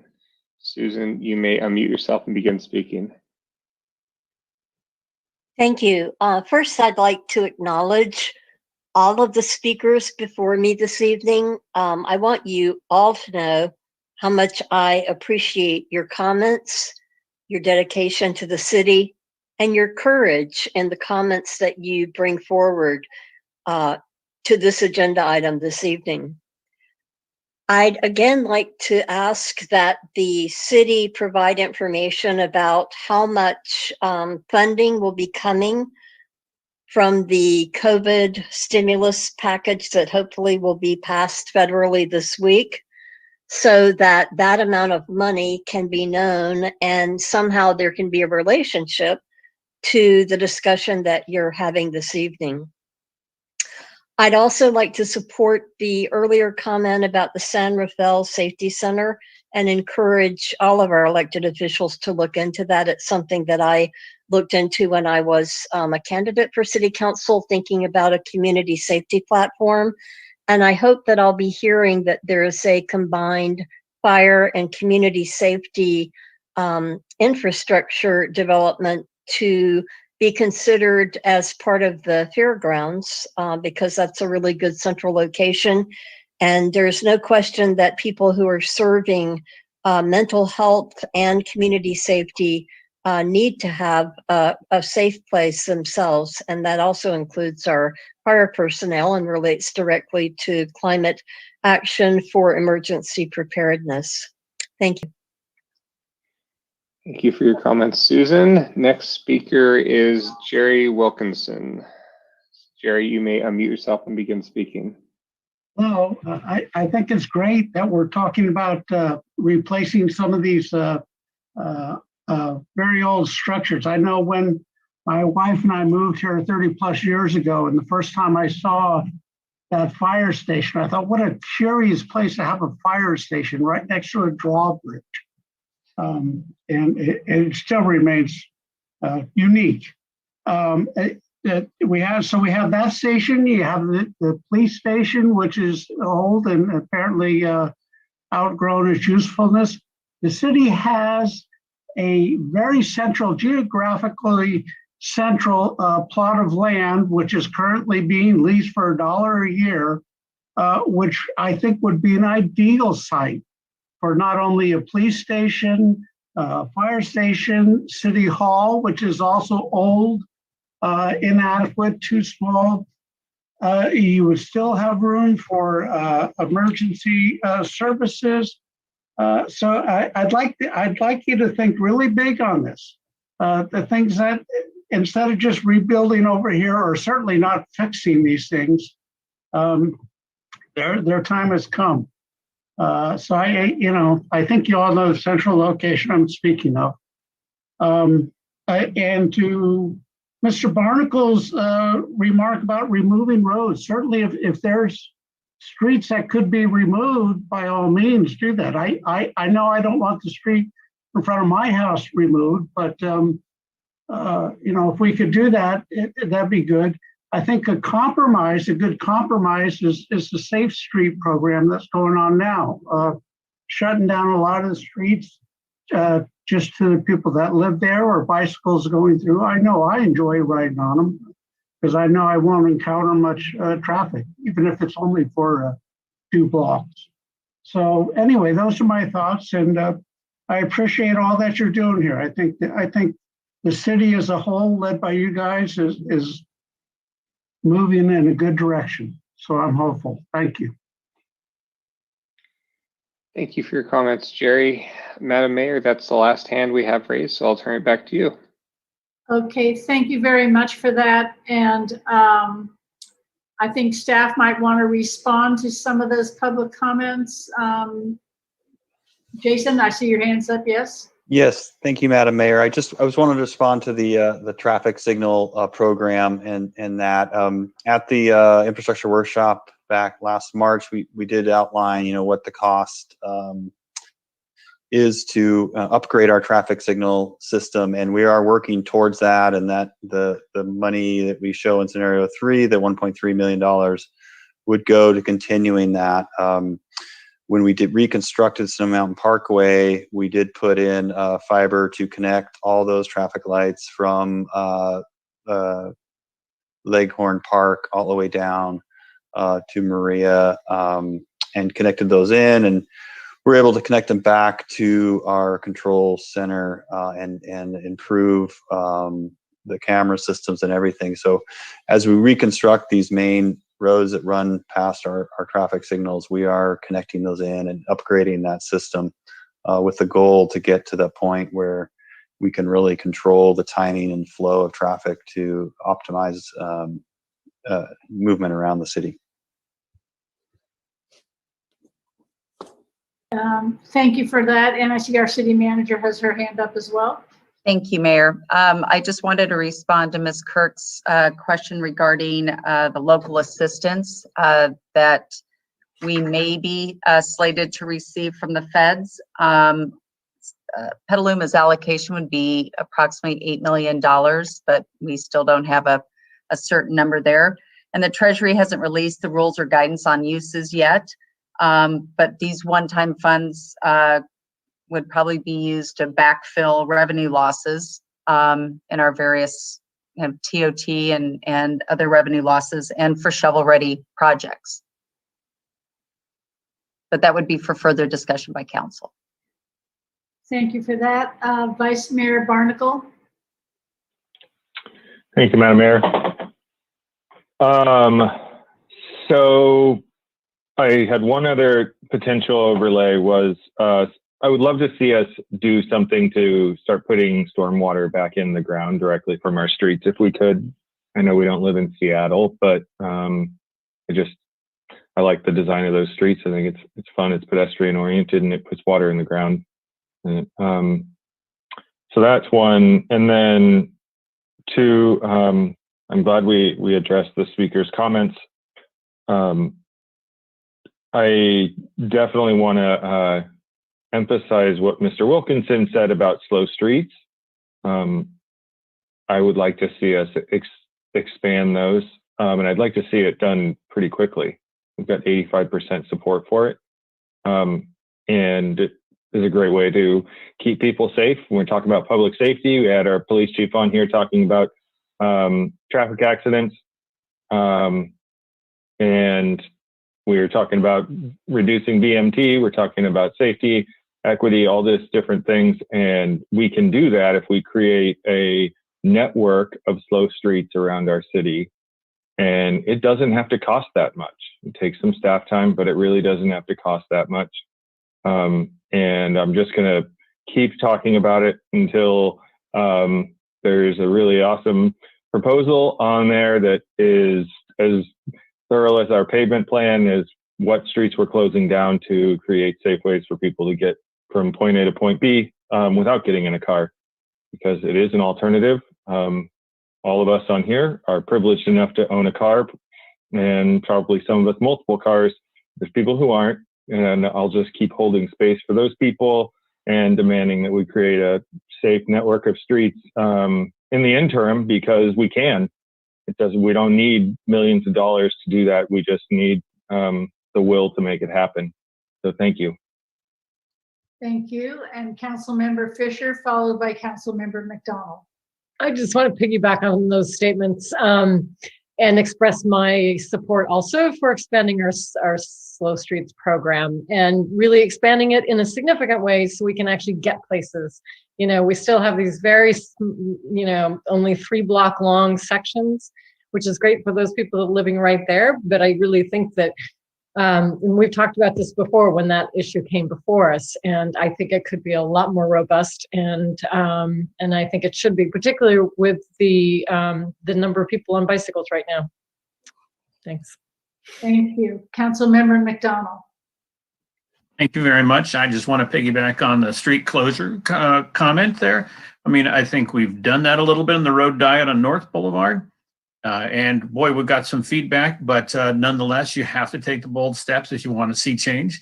We also tried it at the Heinz development, where we closed in between the train station and people aren't ready for that change. We have to help them get ready for different modes of transportation there. And we're doing it on South Boulevard here in no time. So while we're making steps, there's more to be done. And in terms of getting people on their bikes, if we could have our bike master plan updated, and if we could have signage. I mean, we're looking really hard at having that signage. We've visited with staff about a lot of good activities, but we have to get that signage and these are all reasons why that staffing increase is necessary and why I'm super happy that Measure U passed so we can make some progress. Thanks. Thank you very much. I'm not seeing any more hands up. I am going to go on to item C, which is the mid-year budget adjustment. So, and I believe Corey Garbarolio. Oh, yes, there you are. Thank you, Mayor Barrett, members of the City Council.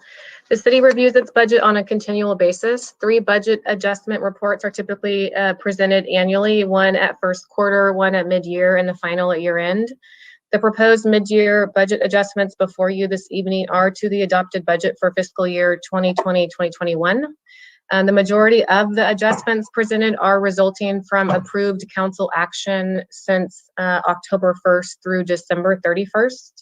Along with project adjustments to better align fiscal year 21 project budgets to actual estimated expenditures ahead of the 22 budget cycle. Also included is the first allocation of Measure U funds that we will receive this fiscal year, which we've already discussed. These priority initiatives do address a variety of areas, upfront staffing for a handful of positions, emergency preparedness, support for the shelterless population, funding for a few capital projects, that's the community center renovation, and additional funding for the electric vehicle chargers project. And also included is initial funding for the Cahoots model program, as well as funding for eventual replacement of a finance and HR system. So a detailed list of all budget adjustments is included in the staff report. Adjustments to non-general funds, again, are mainly due to those capital project changes and updates. It is recommended this evening that the City Council adopt the attached ordinances to amend appropriations for fiscal year ending June 30, 2021 budget. It is also recommended that the Council adopt the resolution updating the authorized and funded positions schedule. And I'm happy to answer any questions you might have. Thank you very much, Corey. Pardon me. And I will see if there are any questions on the part of the council members. And I see one hand just went up, Councilmember McDonald. Just one easy question there. Can you help me understand how approving a budget adjustment for all these Measure U things is not an approval of a project? This budget action tonight does appropriate the funds for Measure U. So everything that we've discussed to spend Measure U on in the priority initiative section, we are requesting an action from council tonight for that appropriation. So this is our chance to vote for these items. Correct. But I would add that contracts for a majority of those will probably come back to council in the next month or two. Right, and probably we won't actually have any of this expenditure this fiscal year, maybe a start on a full-time equivalent or two, but most of it, like the COTS money, are we expecting to deliver to them before end of fiscal year? Brian, I'm not sure if you want to take that question. Yeah, I can jump in on that one. So that actually is an example where we will be spending a portion of the money in the current year. The existing agreement with COTS goes from March 1st, 2020 through the end of February of this year. So really part of that money is to get them through the end of this fiscal year. So 4 months, and we fund them at $10,000 per month. So $40,000 would be spent in the current year. The balance, $160,000, would be an add-on or a proposed add-on to their contract to not only reserve the 12 beds that we already have set up for Petalumans, but to also allow COTS to add 2 additional staff members to provide additional support services within the sheltering system. So it's a combination. There's a small component that is funding for the current year, and then there's the larger piece would be additional funding for new programs for next year. Is that a contract that will return? Yes, the contract would return for both a renewal in the new fiscal year of the existing 12 beds, as well as the contract to increase the support for the new staffing and the new programs. Great, thanks. Thank you. Councilmember Fisher. Well, I just wanted to comment on the priorities that staff has laid out, and I think that it's very reflective of this current council, and I think that they're really listening. And so with that, I would actually move the budget item.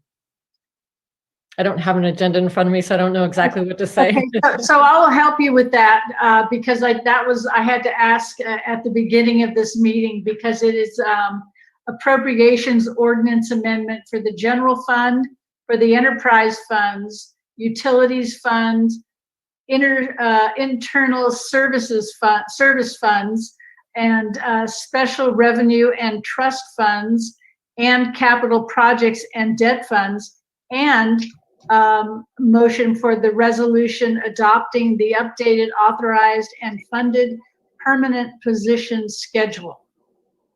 So thank you. Okay. Appreciate that. More than welcome. That. Okay, and do I hear a second? Second. Second from Councilmember Posake, and I see Vice Mayor. Oh, hold on, I'm going to call on the city attorney before I get to the Vice Mayor. Thank you, Madam Mayor. And I guess I have a question for staff on mechanics regarding these actions.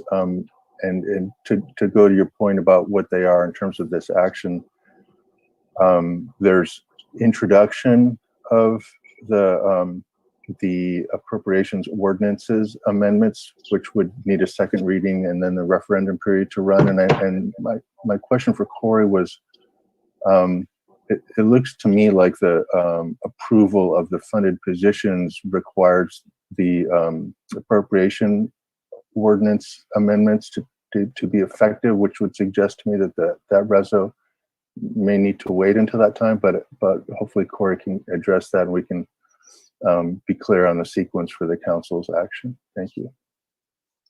So, Eric, this usually comes forward with the schedule.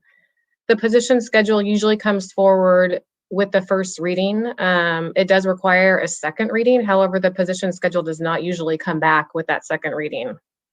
I don't know if that helps at all. Well, the issue for me is the ordinances need a first reading, a second reading, and a 30-day referendum period to run, whereas the resolution will take immediate effect, so it would precede those, but I think it relies on them. That was my question.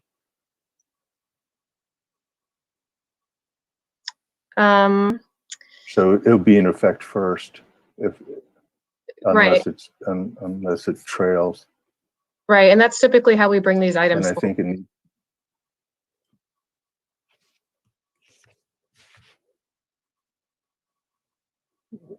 Eric, did you hear?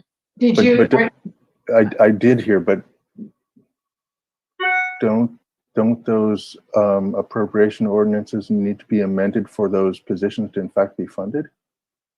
No, all we're doing is adjusting the numbers that are showing on the position schedule. The funds have already been taken care of. The funding of those positions have already been taken care of.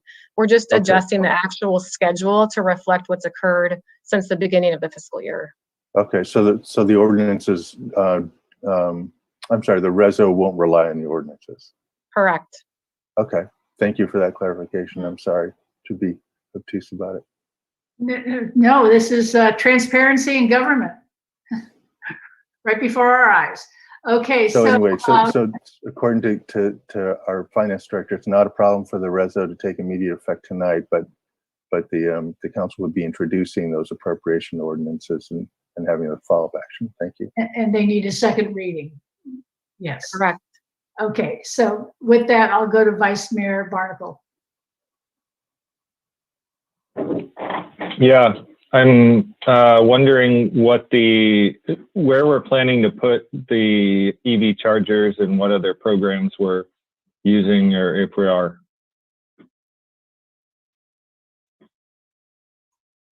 I would ask Jason. Oh, good. I see Jason. Thank you, Jason. Yeah, we've, I'll have to look at that in more detail from my staff. I don't have a good answer for you right now. I know we're looking at some for internally at our field office to support additional electric pool vehicles.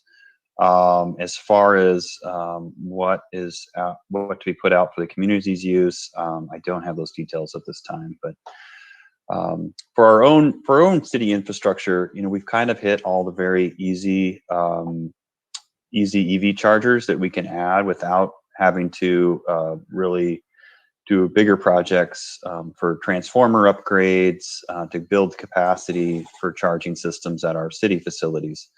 So that is, as we look forward, it's going to cost, we're going to look at more significant investment to make those happen at our city facilities. Kind of hit all the low-hanging fruit on that front. And yeah, we continue to look for grant funding. There is grant funding out there, but it's typically just been for the chargers themselves, and it doesn't cover that infrastructure piece that is getting more significant. But we can respond back after I touch base with my staff on where they're planning on doing that. Okay.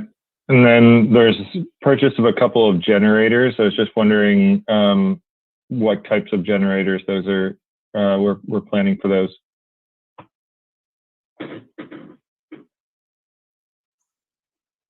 I'm trying to see which one that is. That the CIP projects we're talking about? Yeah, community center. Yeah. So in particular with that project, we're just trying to find an emergency power source that can meet our needs. And we know with the climate crisis, we're a little bit why that project has been delayed was the additional research and trying to see what we could do. Battery backup.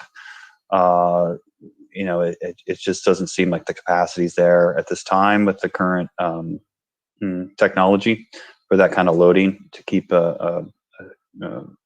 basically an evacuation center powered in an emergency. So we're still the design has been delayed as we asked our consultant to look deeper into that. So that's what's there. So we're trying to see if there's what we can bring forward that is green. I mean, these things are used in emergencies, so but there is monthly testing for generators that has to occur. So you do have that emissions, but it's that balancing act. So I think council. I think our moderator Patrick Carter would like to put another hat on and respond to this. Thank you, Madam Mayor. I'll change my headphones around or something. I just wanted to add to that we did apply for grant funding to study the feasibility of battery backups at a number of city facilities. We just submitted that grant. It's the Community Development Block Grant Mitigation Funds. And so we just put in that grant last Friday. So it may be some time before we hear back on that one. But we are looking at ways where we can electrify our backup systems and provide clean power on that as well. So fingers crossed, but we'll see. Cool. And congratulations on getting those in. It seemed like a big effort. So I fully support this. I appreciate what Councilmember Fisher said. I think that the priorities are very well aligned with what we've heard. I just really want to see a network of slow streets, and with $100,000, I think we could probably close down 20 miles of streets and get people from point A to point B safely. And it just feels like a missed opportunity to not be doing that every day that we don't have that. It feels like a missed opportunity. We've got a pandemic, there's less traffic on the roads, and every day that we're not doing that, it feels like a missed opportunity. But thank you. Thank you very much. And with that, we have a motion on the floor by Councilmember Fisher, seconded by Councilmember Posake. We'll have a roll call vote. Madam Mayor, do we need to have public comment? Oh, I'm sorry. Totally lost that one. Thank you. Yes, we do have public comment. So City Clerk, instead of taking a roll call, could you tell us if we have any public comment on this item? Madam Mayor, no comments received for this item. Okay, and so we'll go to our moderator and open public comment and see if there's anyone who would like to speak to this item. Thank you, Madam Mayor. Members of the public wishing to speak on this item, please raise your hand in Zoom and you'll be called on in turn. I see no hands being raised, Madam Mayor. Okay, with that, we will close public comment and bring it back to the city clerk for a roll call vote. Barrett, Yes. Barnacle, Yes.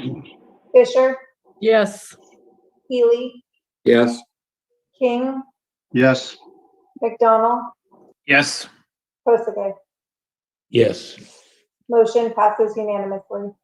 Thank you very much. And I really have to say thank you so much to staff as well. This is, we all are pulling together and we're moving the ball down the field. So with that, we'll open general public comment and see if there's anyone in the in attendance who would like to speak to general public comment. Just really quick, City Clerk, did we get any general public comments in your office? Thank you, Patrick. We did not. Thank you. Members of the public wishing to speak in general public comment, please raise your hand. I'm going to share my screen with the 30-second timer. See how many people want to speak. There we go. I'm going to start the 30-second timer, and then at the end of that, we'll divvy up the number of the time based on the number of people that raise their hands. So starting that now. During general public comment, the public is invited to make comments on items of public interest that are within the City Council's subject matter jurisdiction and that are not listed on the current agenda. Public comments are limited to up to 3 minutes per person. Depending on the number of persons wishing to address the council, time will be allocated in equal shares totaling no more than 20 minutes, subject to the council's discretion. And I'll let the clock run out right there. All right. I'm seeing just one hand, so we'll reset the timer for 3 minutes. And there we go. And Garcia, I believe it's Syra, you may unmute yourself and begin your comments. Hi, thanks, Patrick. So I'm the former chair of the Commission on Human Rights, vice president for MBOP, founding member of North Bay LGBTQ+ families, and co-chair of Indivisible Petaluma. I remember standing in front of you all in February of 2017 and gave you my testimony on why it was important for City Council to make Petaluma a sanctuary city. It's public record and you can access that. In fact, you can access all my emails, public comments on every racism incident that Petaluma has ever faced, along with inequalities through disasters and pandemics. That day was the first day that we heard from our new police chief, Ken Savano. I remember listening to him in a room packed full of people who cared for our undocumented community. Chief Savano impressed me by what he said, and that was the very first time in my life that I felt like I could trust a cop, because he spoke so eloquently about supporting our undocumented community. Gathering signatures at St. Vincent, I was impressed seeing people wanting to protect people like me. I sure was lucky to find a place where I felt safe to be who I am. It was the first time I sat down in one of the meetings with Councilmember Kearney, a gay Latinx man, where we then drafted up, "It won't happen here." I was amazed on being able to step into a world of activism and policymaking. Little did I know then what I know now. You had me believe that Petaluma was welcoming, inclusive, and woke. I lost my trust when Larry harassed a Latinx family, and I sat down in a meeting with police chief in that meeting, and I walked away helpless because our police chief wanted to provide me codes and green check marks. I lost trust when the fires occurred and Spanish translation was not provided, when we heard stories of our undocumented community being scared to come into our shelters and they were out at Bodega Bay. I lost trust when the aftermath of fires, not one city council member then wanted to protect unjust evictions and workshop was provided with no follow-up on action. I lost trust when we first addressed racism in our schools, and a Black mother was too scared to make a public comment because she was afraid her kids would be a target. That conversation with that mother was hard, and I've done many organizing. I've exercised my right to protest against injustice in our community, in our county and country. I have used every democracy tool in the book to spread awareness on what is happening right here in our city. There comes a point when we do more than organized rallies and we have to have more dialogue. I learned that checking a green box wasn't enough to keep us safe. It was policy. It was the beginning of commissions, committees, along with calling out white supremacy. Indivisible Petaluma can stamp every time, everything since November 2016. We're more than happy to be investigated because we have nothing to hide and everything is public record. You all have the 5 years that we've organized, we've always had someone call PPD to provide heads up on our rallies or vice versa. PPD has always reached out and asked about our details anytime Indivisible and Petaluma organizes a rally. PPD is fully aware of our plans and fully aware that it has been peaceful. In community organizing, you always have to have observers, peacekeepers, legal observers to keep everyone safe. PPD has always been aware of our rallies and plans to ensure everyone is. I'm sorry, Zaira, I had to mute you there. 3 minutes were up. Madam Mayor, that's the last hand we have raised. And you're muted. Yes, thank you. And I hope you will submit the rest of your statement to the council. Thank you. With that, general public comment is closed. And that is the end of our workshop on Measure U. So good evening, and we will see you next Monday.